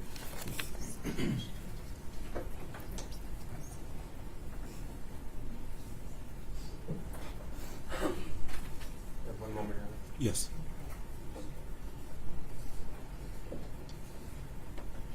Judge, our advocates are going to confirm that nobody else is here to read. A minor student did ask that I read his statement for him. Thank you. You may proceed. His initials are E.K. November 30th is a day I will always remember. November 30th completely changed my life. Never in a million years did I think I would be standing here today talking about the impact the school shooting at my school had on me. I shouldn't even need to be here. But on November 30th, that all changed, and that distant thought became my reality, as well as everyone else in the Oxford community. Everyone knows what happened that day, so I won't share anymore, but I will tell you exactly how this boy changed my life. Ever since that day, I have constantly tried to find ways to heal and live with this new reality of life. What is this new reality? This new reality of life all stems back from the events that took place that day. I feel as if I can't live a life without worrying or being afraid of reliving what happened on November 30th. The thoughts of reliving that day haunt me. I think about it all the time, and that is something that shouldn't happen. I'll go to class and I'll constantly look for an exit. I'll be at a party and I watch everyone and not be able to have fun because the constant thought of something going wrong will always be in the back of my mind. Those events took my innocence in a way that I will never be able to get back. I used to be able to have fun and enjoy every moment of everything, but now I struggle to have fun because one individual took that away from me. At times, I hate that I am the way I am. I want to be able to have fun and live a normal college experience. But instead of having fun, I feel like I need to be proactive in case something happens, and I need to protective in case something happens. I need to get my people that I love out. Another big thing that hurts is when I go home from school, I expect to hang out with all of my closest friends from high school. Many of them I can and still do hang out with. However, one of them got taken away from us. And instead of hanging out with him, I hang out with his family and remember him and all the good times. Or I go sit at his grave. When I'm around anything or anyone that reminds me of Justin, I get overwhelmed, as if he's there with us, but not physically. Even though it feels good to know he's there, it's still the hardest part. On that day, not only did I lose one of my best friends, but I also lost a teammate and one of my mentors. I played football with Tate and was on the verge of quitting, but if it wasn't for him and another teammate, I would have lost so many amazing memories and things I will forever hold. In the locker room, I see how Tate led everybody, and even throughout the school, I strive personally to lead like him. At the time, I was 18. An 18-year-old should never have to experience the events that my community and I experienced. Nobody should, ever. Now, almost 2 years later, I still struggle with the effects and feelings that I developed after that day. As for sentencing, I feel like all of the community wants only one thing, which would be for this boy to be sentenced to life without parole. To end off my impact statement, I just want to say that this is very hard for me. Not because of the person sitting across the room with handcuffs, but because it's hard to relive everything that happened over and over again. I also never wish this pain on anybody else, and I could never imagine how the families feel, and I think about them daily. I love everyone in the community and will never forget. Thank you, Judge. Thank you, Mr. Case. Judge, we have no further victim impact statements. Thank you. With that, counsel, please approach.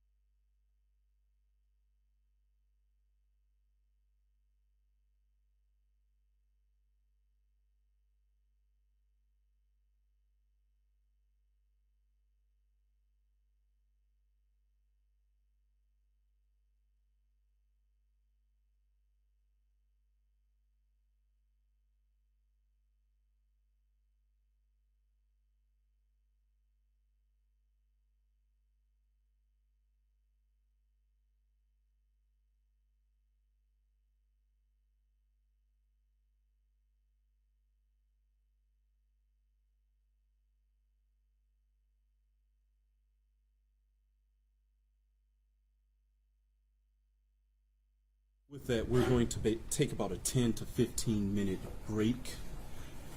To those in the gallery, please be seated until the defendant has left the courtroom. As I indicated, when we come back, I will hear from the people, I will hear from the defense at that time, and then the court will give its ruling. With that, deputies, you may take the defendant.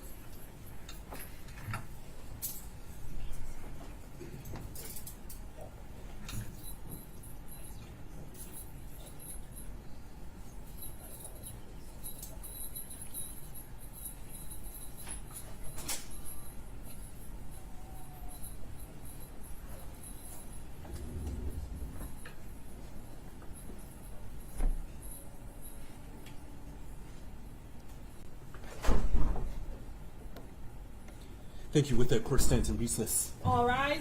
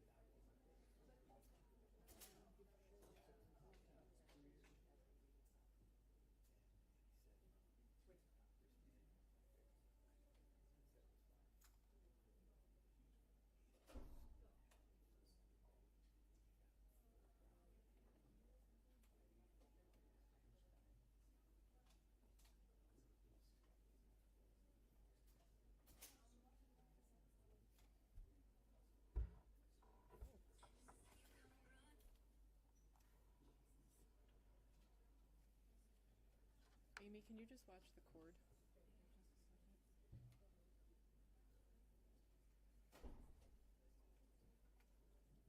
Before I break something and have everybody angry at me.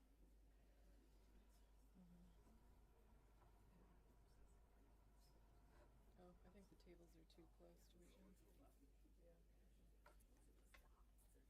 Oh, that's way heavier than I thought. Oh, yeah, that is not moving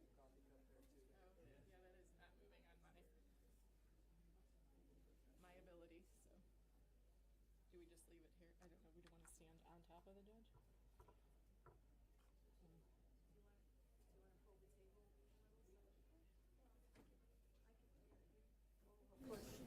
It isn't going to take much, actually.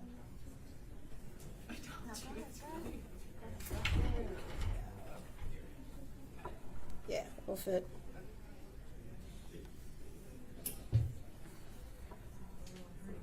What's the blue wire, though? I don't know what the blue wire is, so I don't want to pull it out. I don't know what the blue wire is. Can you, okay.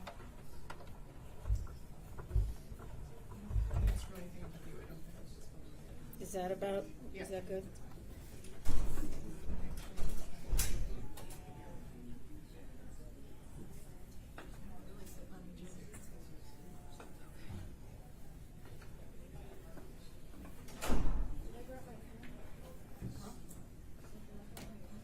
I have an extra.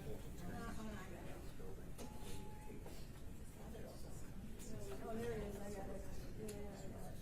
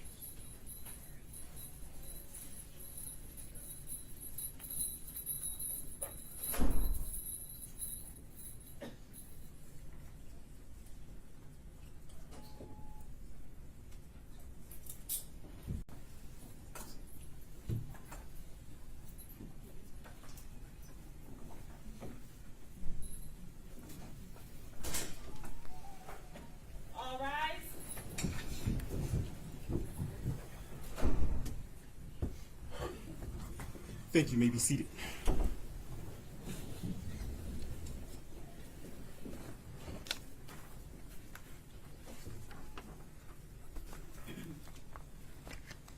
Your Honor, calling People versus Ethan Crumbley, case number 2022-279-506-FC. Thank you. Appearances for the record.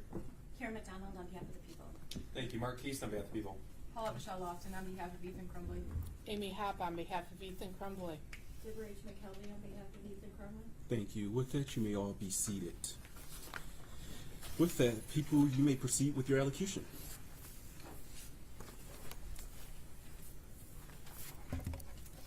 Your Honor, we presented extensive evidence at the Miller hearing. I know the court has read our briefs. I do not intend to make any of those legal arguments here and rely on the testimony and the briefing that we did during that hearing. I do need to address, however, newly additional arguments that the defendant made in his sentencing memorandum, referencing the guidepost report and essentially placing the culpability on the school officials. I want to say that there's not any dispute based on that report and all of the other facts that we know that there were numerous failures on that day by various individuals. But none of those failures diminished defendant's responsibility and the culpability for the decisions that he made up to and during the school shooting. And in arguing that other actors should have done more to intervene and stop him from his own planned, conscious actions, defendant fails to acknowledge that he consciously chose not to reveal his plans and that he, along with his parents, sought to cover up the fact that his parents had just bought him a gun.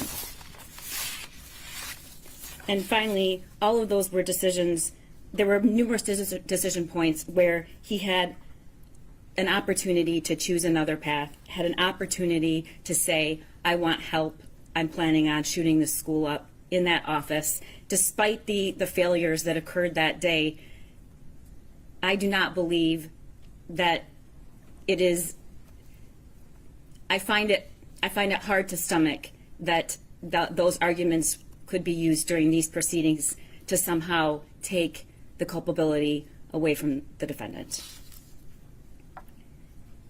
The court heard from some of the victims during the Miller hearing. However, as the defense argued and objected numerous times, it was not a victim impact statement. That hearing was indeed not about victims, not about hearing from victims. It was about the defendant and his actions. Your Honor, today was about victims. Today we learned their names, their faces, and we heard their voices. It's been 2 years. 2 years. The statements made here today are just a small portion of the victims, and their statements are only brief, but they reflect hundreds and hundreds of others. I'm not sure if the court is aware, but there were a lot more victims who initially intended to give their oral statements, and as today approached, and even today, decided that wasn't something that they could do, which is further evidence of the trauma. It's impossible to give anyone a realistic description of what the last 2 years have been like for these students, brothers, sisters, teachers, dads, moms. It takes courage to stand before the court in this room and relive the most painful thing that has ever happened to someone. It will take courage and grit every single day for the rest of their lives. We will all go home when this is over. But for these victims, there is no going home because their loved one is not there. And their kids are forever changed, injured, traumatized, and working to get through each day, as you heard every single one of them tell you.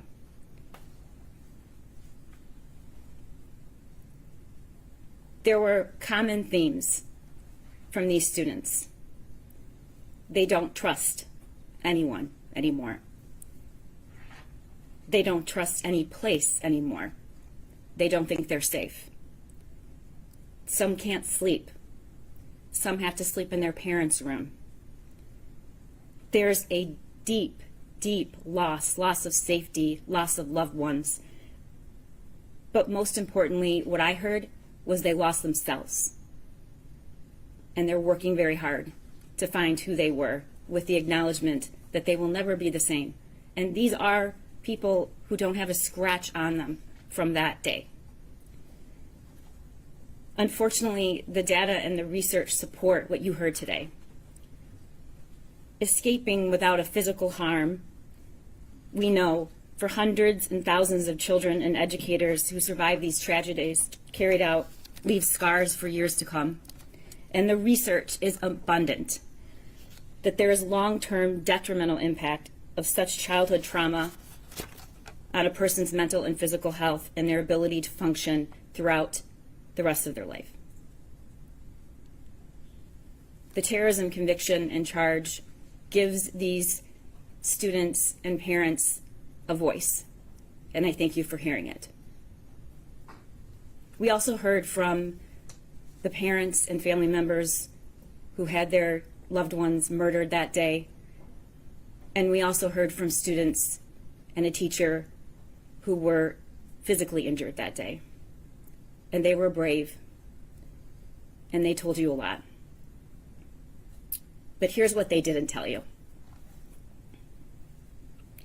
Steve St. Juliana did not tell you about getting a call from me on December 1st, telling him about the charges that were being issued for the murder of his daughter when he was still trying to process that she was gone. Rob Baldwin, Madison's father, did not come here to tell you that he also got that same call and told myself and Mark that he had just been picking out a casket for his daughter, and that no matter what he cared about most and hoped most was that Madison was not in fear when she was killed. Craig Schilling did not tell you that when we first met with him, he sat in silence and could barely utter 10 words, and this was weeks after the shooting. Jill Suave, Justin's mother, did not tell you what it felt like to just a few months ago be given the sweatshirt Justin was wearing that day and being grateful she had it, even if it had his blood still on it. Molly Darnell did not say that when we first met her, she said how hard it was to even come to our office because it was on the same grounds as the jail where the shooter was. Buck and Sherry Muir didn't tell you what it was like to finally hear during the Miller hearing what their son's last few minutes in this world were like when they heard Christy Gibson Marshall say she stayed with him, she talked to him, she told him he was loved. Nicole, Madison's mother, did not tell you that over a year ago she had the courage to come into our office and watch the video of Madison's last moments, though most of her support system told her not to. She did not say that watching her dear Madison crouch down against the wall with her hands over her head in terror as the shooter walked to her and shot her at close range, that it was like losing Madison all over again. Or when she asked to see the footage of just before the shooting 3 times and asked us to stop the image, holding her hands up to the screen, trying to memorize the way Madison's ponytail looked and the clothes she was wearing that day. Keegan did not share that the first time we met him was 2 years ago at his home. He was a foot shorter and at least 20 pounds less. He was wearing a hoodie and he wouldn't make eye contact. He seemed to be visibly shrinking from what had happened in that bathroom. In the 2 years that we have known him, he didn't stay in that same place. In fact, he refused to shrink. He grew, and he is stronger, which is remarkable given what we have asked of him, particularly in his testimony in the Miller hearing. We have been poring over these images and pictures and evidence for 2 years. We have watched and listened and provided support and communication the best we could to hundreds of these victims. The sheer force of the destruction, violence, trauma, and murder that the shooter caused that day did not stop at the doorway of Oxford High School.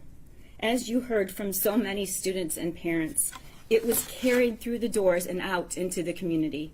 To every person who witnessed it, got a text from their child tried to assist or help, it went into their bedrooms and their homes, and it will be carried with them for the rest of their lives. The shock waves that we have had a front row seat to these past 2 years as prosecutors and victim advocates, it is indescribable. Indescribable. They've endured the hearings, the media reports, the delays, the appeals, more threats. They've been told that they weren't entitled to information about how this could happen at their school. They've watched us all diligently and thoroughly protect the due process rights of this shooter, which is critical, but also seemed unfair to them. They have had to take a back seat while lawyers, judges, school board members, commentators, and experts discuss what happened there as if they can somehow understand. We cannot understand. We do not understand. But we can give them the grace and dignity they deserve by listening today. And I thank the court for allowing that. And though I acknowledge, Your Honor, the great weight of the burden upon this court today, I urge you to also give them the justice they deserve. I ask that you sentence the defendant to life without parole. Thank you. Thank you. Defense? Yes, Your Honor, we'll start with the legal guardian ad litem, Ms. McKelvey. Thank you. Ms. McKelvey? Good afternoon, Your Honor. Good afternoon. Your Honor, approximately 2 years ago, I was appointed as Ethan's lawyer guardian ad litem because of the situation with his parents. I have been in a unique situation in the sense that I have gotten to know him as an individual from that day forward. Unfortunately, everyone, or almost everyone here, only knows him from the incident backwards. And we've heard some, he's a monster, he's trash. I have to tell you that he is a life. He is a human being. He is a person. And as an appointed attorney for the last 33 years, one of the things that I've learned through that practice is no matter what a defendant has done, they are a human being. They deserve respect. They deserve representation. But I don't lose track of the fact that they are a human being. And he is one. He was 15 years old when this occurred. I don't believe anyone on the defense side, including Ethan, has diminished the act that he did. No one. He has never diminished that. He chose to plead, and here we are for sentencing. He did not want anyone to have to go through any more than they have to. But he is not the same person that he was then. I have discovered that he is a bright young man. He is an artist. He is an historian. And there have been days where I have been oblivious of the fact that I have sat in a little cell in I Block for 3 hours just talking to him. As the court knows, the jail is not designed for juveniles, so it's a very isolating experience. And so my role was more to keep him company, to not have him feel so isolated, to make sure that the needs he has, as every other individual who is housed at the Oakland County Jail has, and that they are being met. But his life is salvageable. His life is rehabilitatable. There was a book that I know was referenced during these proceedings, and I believe in the parents' proceeding as well. And it is written by Gillian Peterson and James Densley, both PhDs. And the book, the title is The Violence Project.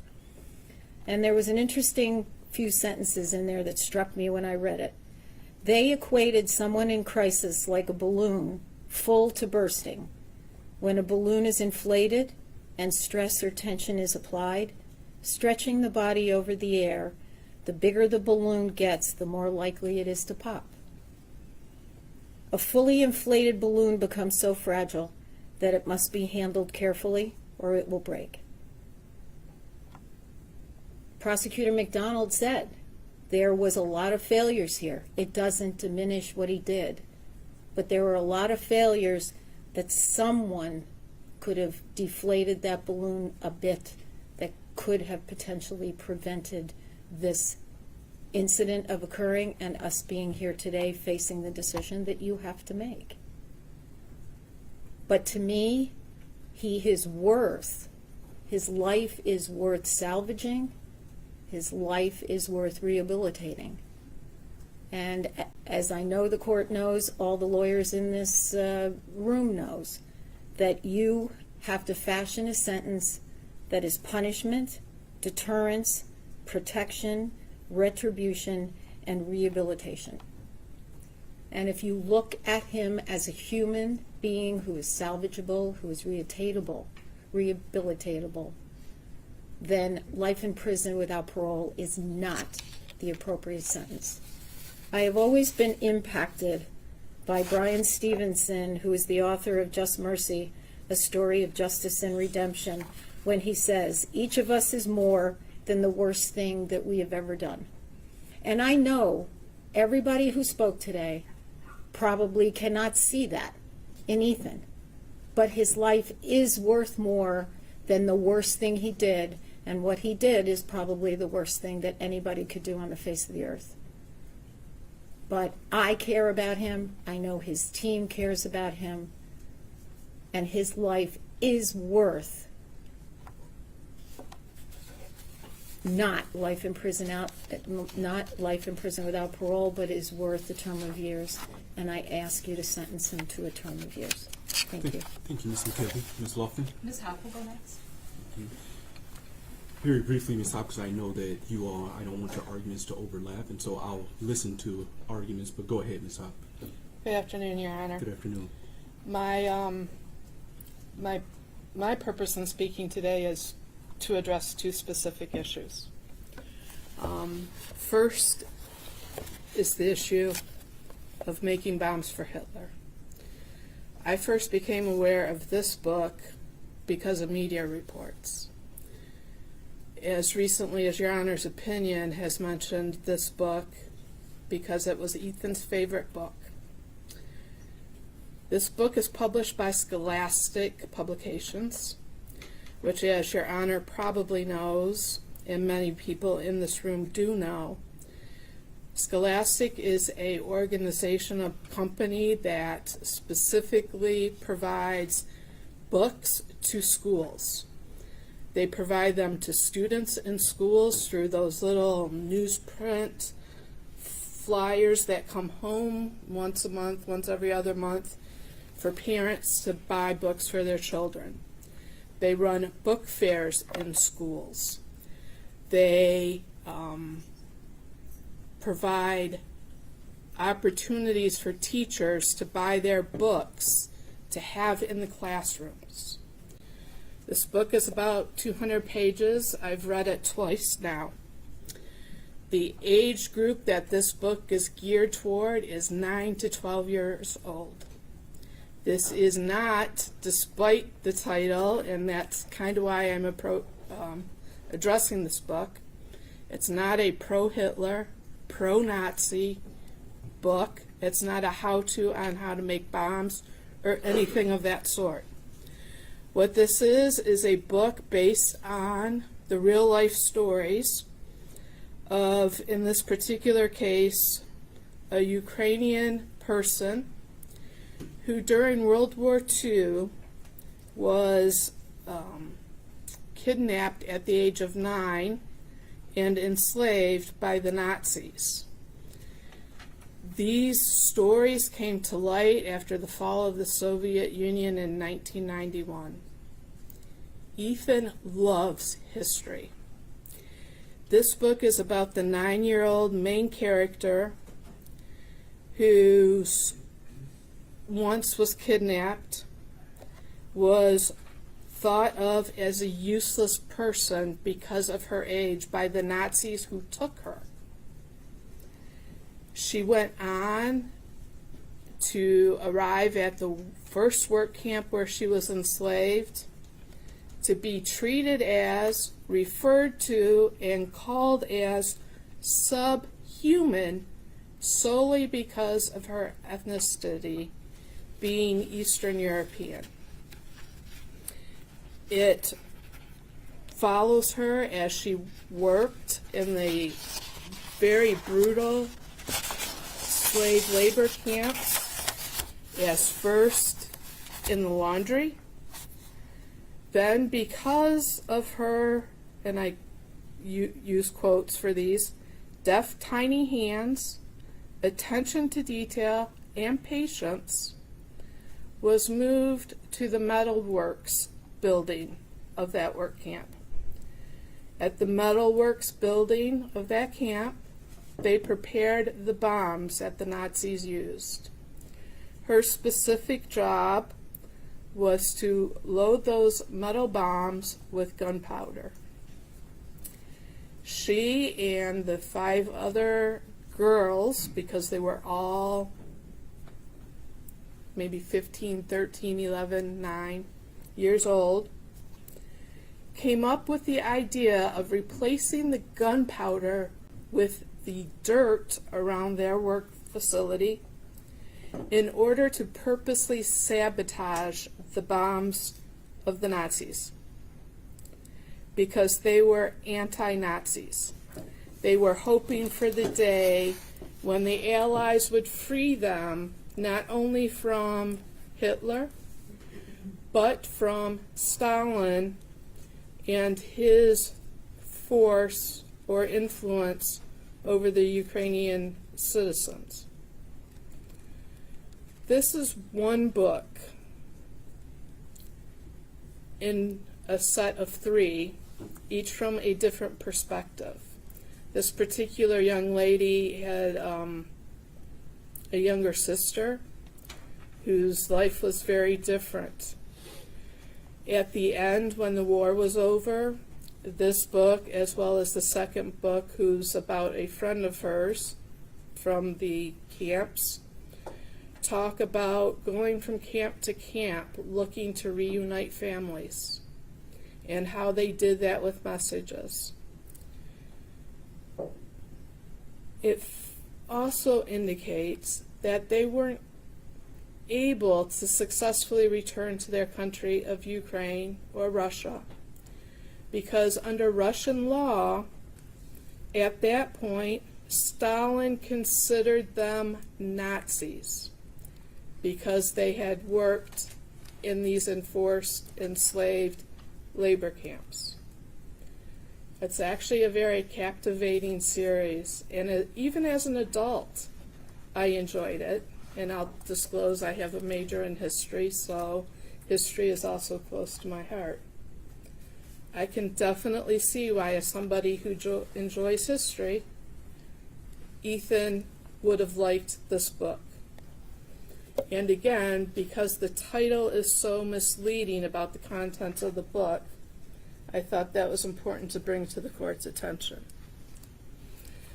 Secondly, and I'm not going to detail or go over again the testimony of Dr. Romanowski from the Miller hearing, but I do want to talk about our prison system very briefly.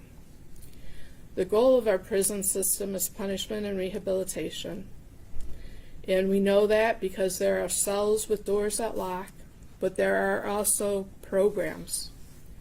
There are education opportunities, employment skills programs, job training programs, counseling programs, and even programs geared toward re-entry into society. There is a parole system, which Dr. Romanowski talked about, and I want to fill in a couple of blanks there. If given a term of years, which I am asking the court to do, Ethan would be eligible at the minimum number of years for parole. There is a board that would review his eligibility. Part of what they look at is a worksheet that includes all of the crimes he's committed, all of the programming he's participated in, and the extent to which he participated. It takes into account tickets and discipline that he incurred, if any, in the system, his mental health, And they also calculate the statistical risk of reoffending. This is all brought down to a number which tells them what risk Ethan or any other defendant in the prison system has of reoffending, low, medium, or high. And that's part of the basis of the parole board's decision. The other part depends on input from the prosecutor's office, input from victims and victims' families, an interview with the defendant, him or herself. The decisions of the parole board at one time used to be appealable. If parole is denied, the inmate can no longer appeal that decision. If parole is granted, however, the prosecutor's office has the opportunity to appeal that decision. The parole board is a specific group of individuals with expertise in parole. If a defendant or if Ethan has not been rehabilitated, parole is denied. And as Dr. Romanowski testified, in a situation such as Ethan's, it would be denied for probably a period of 5 years. There could be a situation where, depending on Ethan's participation, that he may be eligible for parole within the lower numbers if he were given a term of years. It could also be a situation where, depending on the parole board, he would not until he hit the maximum period sentence under a term of years. Considering the period that is currently under law, 60 years, plus the 2 years he would have to do as a felon using a firearm in the commission of the felony, he could be in prison for 62 years under the term of years Your Honor has as an opportunity or an option to impose today.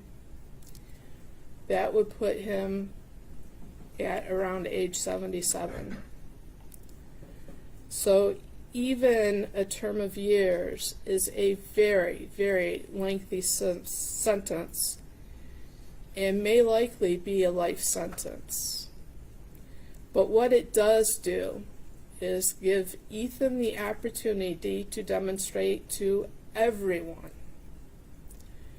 that he can be rehabilitated, that he is redeemable, and that he can make amends and contribute in a positive way to society upon his release. I join the comments made by Ms. McKelvey, as well as I'm sure those that Ms. Lofton will make. The Ethan I met 2 years ago is not the Ethan that sits here today for sentencing. He has made remarkable progress in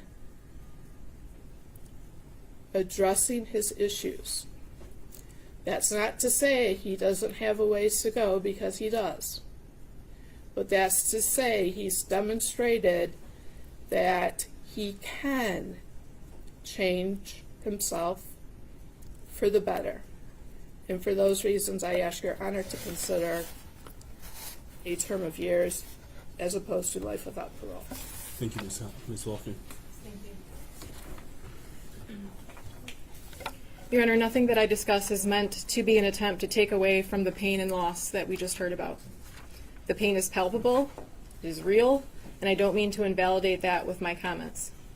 But as Ethan's defense attorney, my job is to tell this court what I know about Ethan and what I believe the sentence should be. We submitted a lengthy sentencing memorandum, and I know the court takes time to review all that, so I'm not going to repeat everything. But due to the gravity of this decision that the court will make, I want to highlight a few things. I would first like the court to know that Ethan is supported today by his aunt, who came in from out of state. Also, a number of juvenile lifers were here this morning, but had to return back to work. I know that the court reviewed the letters that we submitted, and we ask that you continue to consider those prior to sentencing. I first met Ethan on December 4th of 2021. That day I met a broken, an extremely sad and hopeless kid. He didn't look up. He didn't make eye contact. He barely spoke. In the first few months, I wasn't sure that we would actually make it to sentencing. He was depressed and still suffering from the mental illness that he came in with. After being arrested, he never saw the news or social media or the vigils that were held. He committed these acts and then was locked in a vacuum. When we had the initial placement hearing, it was the first time that he experienced the anger of his community and the pain that he caused. He did not take that lightly. Over the last 2 years, I have watched him go through all of the stages of grief. Ethan has never bragged about what he did. Ethan dreaded in court hearings because, unlike what has been said about him and what he wrote in that journal, he doesn't like attention. After being on medication and seeing a psychiatrist for 2 years, after having upwards of 175 visits with me, visits from Ms. Hopp and Ms. McKelvey, after talking to his aunt weekly, reading the Bible, reading novels, and spending so much time in solitary confinement, he is a different person. He has already made so many changes, and he is remorseful. He has been able to keep out the dark voices and thoughts. He sees the wrongs in his thinking and his actions. He has hope for the first time. He tries to be better every single day, and I am confident that he will continue to do that in the Michigan Department of Corrections, whatever your Honor's sentence may be. At the Miller hearing, the prosecutor introduced internet searches that Ethan made concerning punishment in Michigan. They also showed parts of his journal where he talks about a life in prison. Just because Ethan looked up what a life sentence is or what the punishment is for killing people does not mean that is the appropriate sentence under the law and under the facts that we are operating with. Would a healthy 15-year-old be okay with going to jail and prison for the rest of their life? Absolutely not. The fact that he even researched what his sentence could be and then still went forward with his actions only further shows how depressed and mentally ill he truly was. I want to talk a little bit about the journal. When you read Ethan's journal and you compare it to the notes from Dr. Anaker that we attached in our sentencing memorandum or the report of Dr. King, it sounds like a completely different person. And after meeting with Ethan for over 2 years, I now understand that the journal was the worst of the worst. It was an exaggeration of his thoughts. It was a place where he could say anything and there was no judgment. It was a sounding board without reverberation. He could make himself sound scary. He could make himself out to be a person that would be remembered. How do we know this to be true? We can look at the internet searches leading up to November 30th. We can also look at the step-by-step description of what was going on in his head that he gave Dr. Anaker. A few examples of the searches within a week or two of November 30th. Should you do something that scares you? What happens if you have depression and anxiety? What causes mental illness? Can you get in trouble for not doing homework? Am I a sociopath? Can hormones make you have bad thoughts?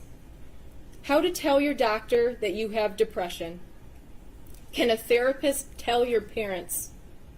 How to tell your parents you have depression? He was still trying to figure out what was going on with him. He acknowledged that something wasn't right, but he did not have the support or the connections with adults that could help him. So while just reading the journal and listening to his video the night before could leave you with the impression that this was a master plan that had been crafted for weeks without hesitation, I don't think the other evidence supports that. He struggled with his actions until the moment he came out of that bathroom. I want to touch briefly on the guidepost report, and I have never said that that report diminishes Ethan's culpability. Ethan pled guilty, not even no contest, and wanted to move directly to sentencing. Dr. Colin King, in his detailed report and while testifying, discussed implicit bias as a reason that the school acted in such a manner when dealing with Ethan. He came to this conclusion because nothing made sense about Ethan being sent back to class. We obviously, at that time, at the time of the Miller hearing, we were not privy to the inner workings of the district. But the guidepost evaluation and report goes so much deeper than the rationale of implicit bias. The report says the school failed Ethan. The report found that the school should have conducted both a threat assessment and a suicide intervention assessment in light of Ethan's conduct, and he should not have been sent back to class.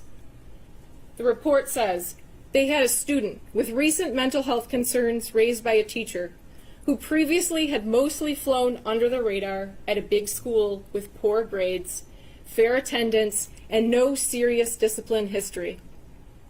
A student who now on back-to-back occasions violates school policy, first by viewing bullets, and then by watching a video of a guy gunning people down. That raises a serious red flag. It's not a close call. Ethan's concerning behaviors and statements at the very least might suggest physical violence or a threatening situation. So why is this relevant in this case and at this stage? Again, this report is not offered as an excuse or justification. This report is not offered to minimize the gravity, but we argue that this report, combined with the other things that we have mentioned, should persuade this court to a sentence of a term of years. If the professionals didn't recognize that he was on the precipice of a crisis, how do we then expect a mentally ill 15-year-old kid to ask for help?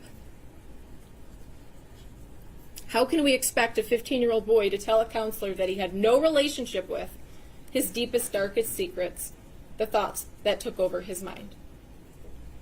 Finally, I want to discuss rehabilitation. Montgomery versus Louisiana. While a sentencing court might encounter the rare juvenile offender who exhibits such irretrievable depravity that rehabilitation is impossible, and life without the possibility of parole is justified, this penalty will be uncommon because of children's diminished culpability and heightened capacity for change. When there is no evidence that the defendant could not be rehabilitated, there is no reason to conclude that the defendant, like the great majority of youth, lacks the capacity to change and mature. People versus Taylor. No one has a crystal ball.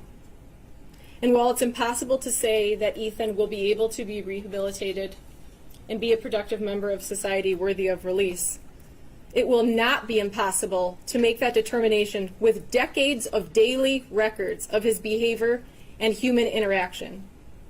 The parole board can evaluate everything that you do not have at this point to determine if he is rehabilitated.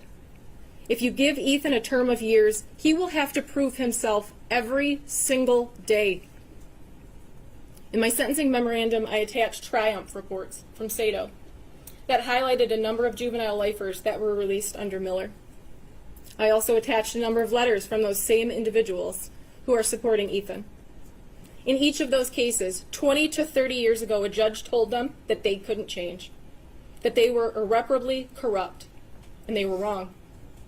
Many of those individuals had no idea that the law would ever change or that they would get another chance to be released into society. Even knowing that, they did good things in prison. They took classes. They stayed out of trouble. They became better people. And when the laws changed and the court found that they could be released, they became productive members of society. Rehabilitation is possible, and those people are living proof. We are looking at the ability to be rehabilitated. We need not actually prove that complete rehabilitation has happened. He has participated each week in therapy and is on medication by his own choice. He has taken those initial steps to change. Ethan Crumbley is not the rare juvenile offender who exhibits such irretrievable depravity that rehabilitation is impossible. and life without parole is justified. Your Honor, we ask that you sentence Ethan Crumbley to a term of years. Thank you very much. Thank you, Ms. Lofton. With that, Mr. Crumbley, is there anything you would like to state before I pass sentence? Your Honor, may he stand? Yes, you may.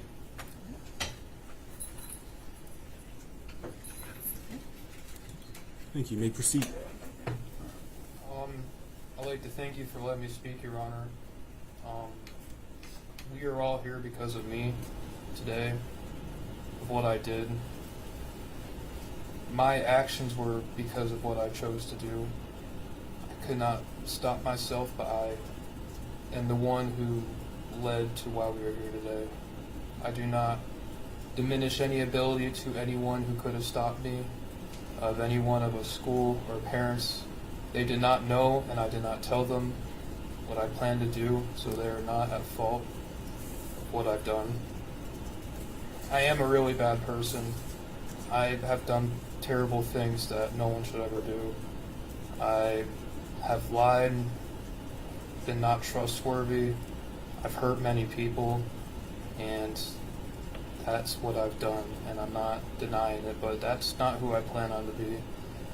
Whatever sentence it is, I do plan to be better than I am. I don't know if you'll believe that, but records of 15, 20, 25 years can show that I will change.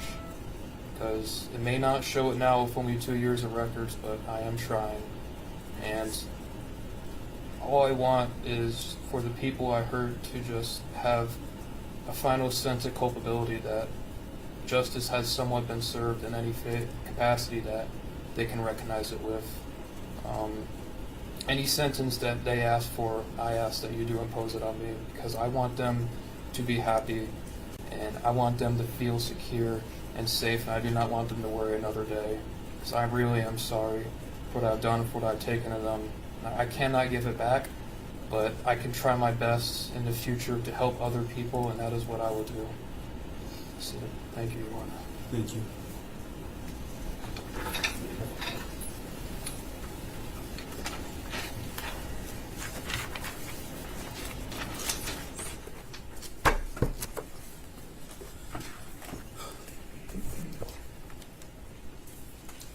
With that, this court has listened to extensive evidence in this case. I heard 4 days of testimony from the Miller hearing. I've presided over numerous placement hearings. I conducted the initial placement hearing in this case, and so the court is fully aware of the defendant's upbringing. I'm fully aware of the circumstances that brought him before the court. First, to the victims of the deceased, the court sends out its sincerest condolences to their family. To the injured victims and to those victims as it relates to count 1, terrorism causing death, thank you for your courage and strength in speaking today, as well as sending written correspondence. As counsel has pointed out, the court has read everything that you've submitted. I've read the defendant's sentencing memorandum. I've read the people's response thereto. I've read all of the exhibits that were attached, and I've read every single victim impact statement over the course of 3 days. Probably took me closer to 36 hours to read all of this, and so I've read everything and have gone back through the complete file. The letters truly gave the court a sliver of insight into the unique and amazing personalities of Justin, Hannah, Tate, and Madison. The court cannot begin to imagine the fear that the parents of those students at Oxford High School had on November 30th, 2021. I cannot even begin to fathom. To have to wait and mire to see if your loved one would return is heart-wrenching, and that's true terror. And not to have your loved one show up at Mire, the court could not imagine the pain. I know that whatever sentence the court imposes will not bring your loved one back or cure the mental anguish or lifelong physical scars that some of you have. But I hope that this sentence does allow you to close one chapter in your life. I also want to thank law enforcement that responded that day, because I know this has not been easy on them as well. As previously stated, the court has read defendant's sentencing memorandum and the people's response. Again, defense argues that the defendant should receive a term of years because of defendant's alleged mental illness. Defendants cite People v. Bennett 335 Mich. at 409, a 2021 case. The court notes that it is not saying because the defendant may be mentally ill that that automatically means he's irreparably corrupt. What the court notes is that he has an obsession with violence, that this act involved extensive planning, extensive research, and he executed on every last one of the things that he planned. As the court stated in its written opinion and order regarding the Miller hearing, defendant's alleged mental illness did not interfere with his ability to extensively plan for months his actions, nor did it interfere with his ability to execute those plans. This started with him asking for a better gun to conduct the school shooting. He had initially a .22 caliber weapon that he wrote would not do enough damage. And so weeks and weeks prior to this offense, he started to formulate this plan and knew and asked for the weapon that he could cause the most harm with. As counsel is aware, the goals of sentencing do not only involve rehabilitation, but also involve deterrence and punishment. Deterrence is two parts. It's private deterrence for the defendant in hopes that they would never commit an act like this again. But then there's also public deterrence, where the public sees the punishment that the individual has received in hopes that the public will never do anything like this in the future. The court has read the report from Guidepost Solutions. It was very lengthy. Respectfully, the court does not find this report to be mitigating in this case. The report simply points the finger at Oxford Public Schools.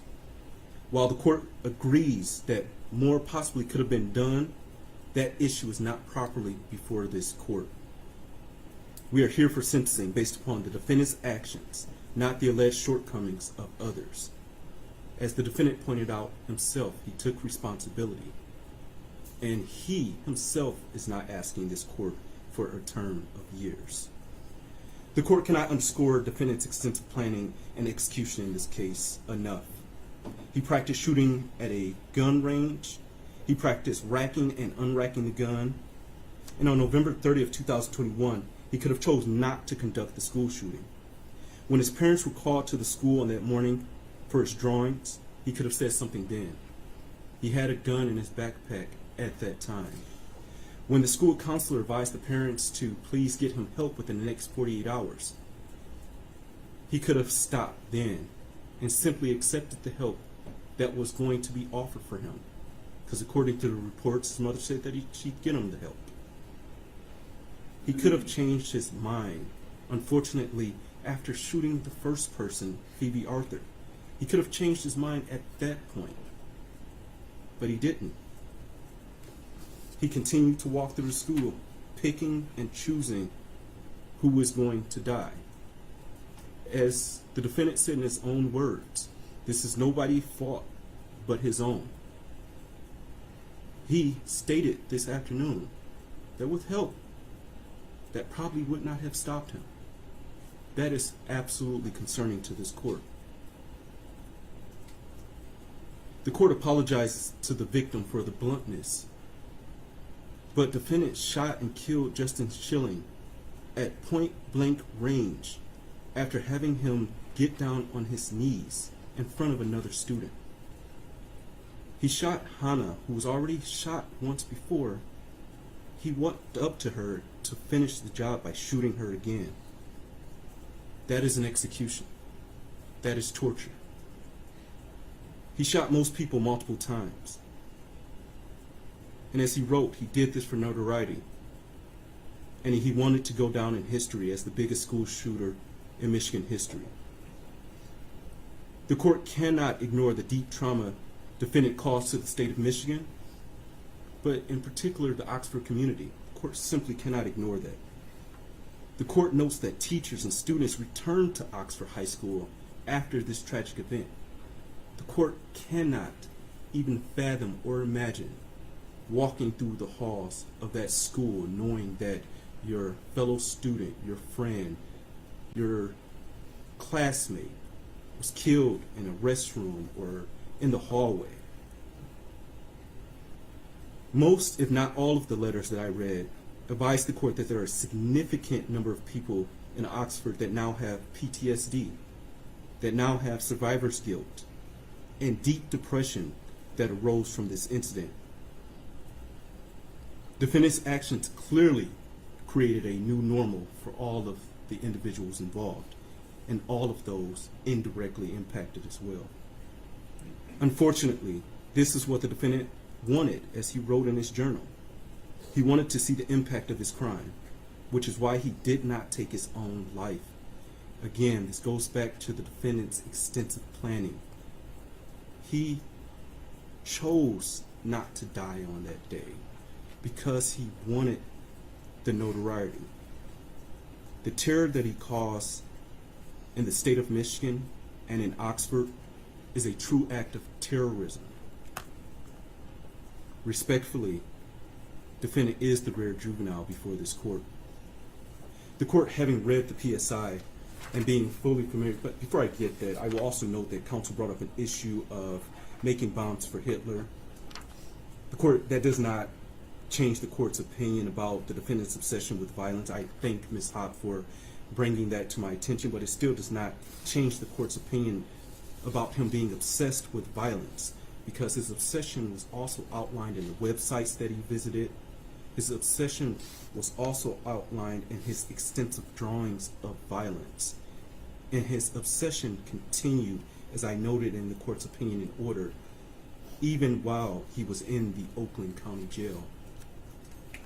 With that, the court, having read the PSI and being fully familiar with the defendant and the underlying facts of this case, believes that it is in the best interest of justice as well as proportionate to the needs of this case to sentence defendant as follows. As it relates to docket 2022-279-506 FC, count 1, terrorism causing death. Sentences of the court is that defendant shall serve life without the possibility of parole, credit for 8 days served. Counts 2 through 5, homicide, first degree, premeditated murder, juvenile defendant. Sentence of the court is that defendant shall serve the rest of his life without the possibility of parole with the Michigan Department of Corrections, credit for 8 days served. On counts 6 through 12, assault with intent to murder. On each of the counts, defendant is sentenced to 18 years and 9 months to 80 years with the Michigan Department of Corrections, credit for 8 days served. On counts 13 through 24, those being felony firearm, defendant is sentenced to 2 years with the Michigan Department of Corrections on each of those counts with credit for 730 days served. Counts 1 through 12 are concurrent to each other, and counts 13 through 24 are concurrent to each other. Count 1 is consecutive to count 13, count 2 is consecutive to count 14, count 3 is consecutive to count 15, count 4 is consecutive to count 16, count 5 is consecutive to count 17, count 6 is consecutive to count 18, count 7 is consecutive to count 19, count 8 is consecutive to count 20, count 9 is consecutive to count 21, count 10 is consecutive to count 22, count 11 is consecutive to 23, and count 12 is consecutive to count 24. All of those consecutive counts are by reason of the felony firearm statute. Is there a challenge to restitution here? There is not, Your Honor. Thank you. Restitution will be set in the amount of $20,781. State costs will be set in the amount of $1,632. You are not to have any contact with Oxford High School or enter Oxford High School. You are not to have any contact whatsoever with the families of Madison Baldwin, Tate Meyer, Hannah St. Juliana, and Justin Schilling.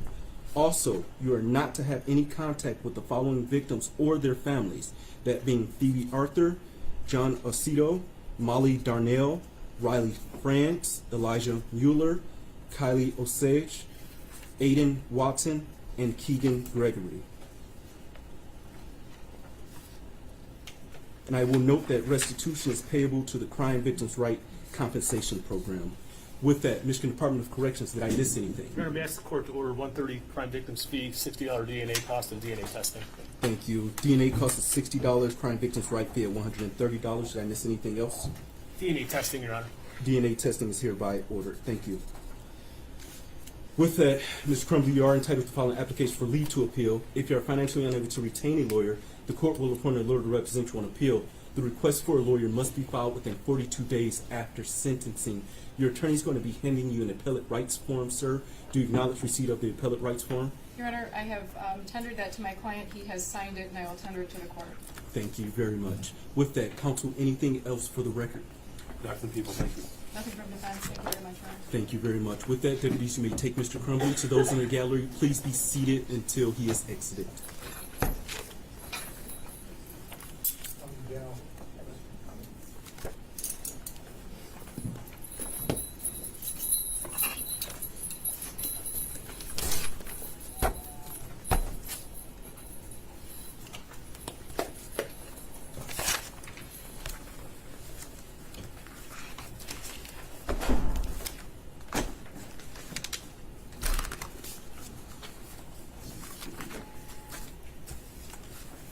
With that, thank you all. The court will stand in recess. All rise.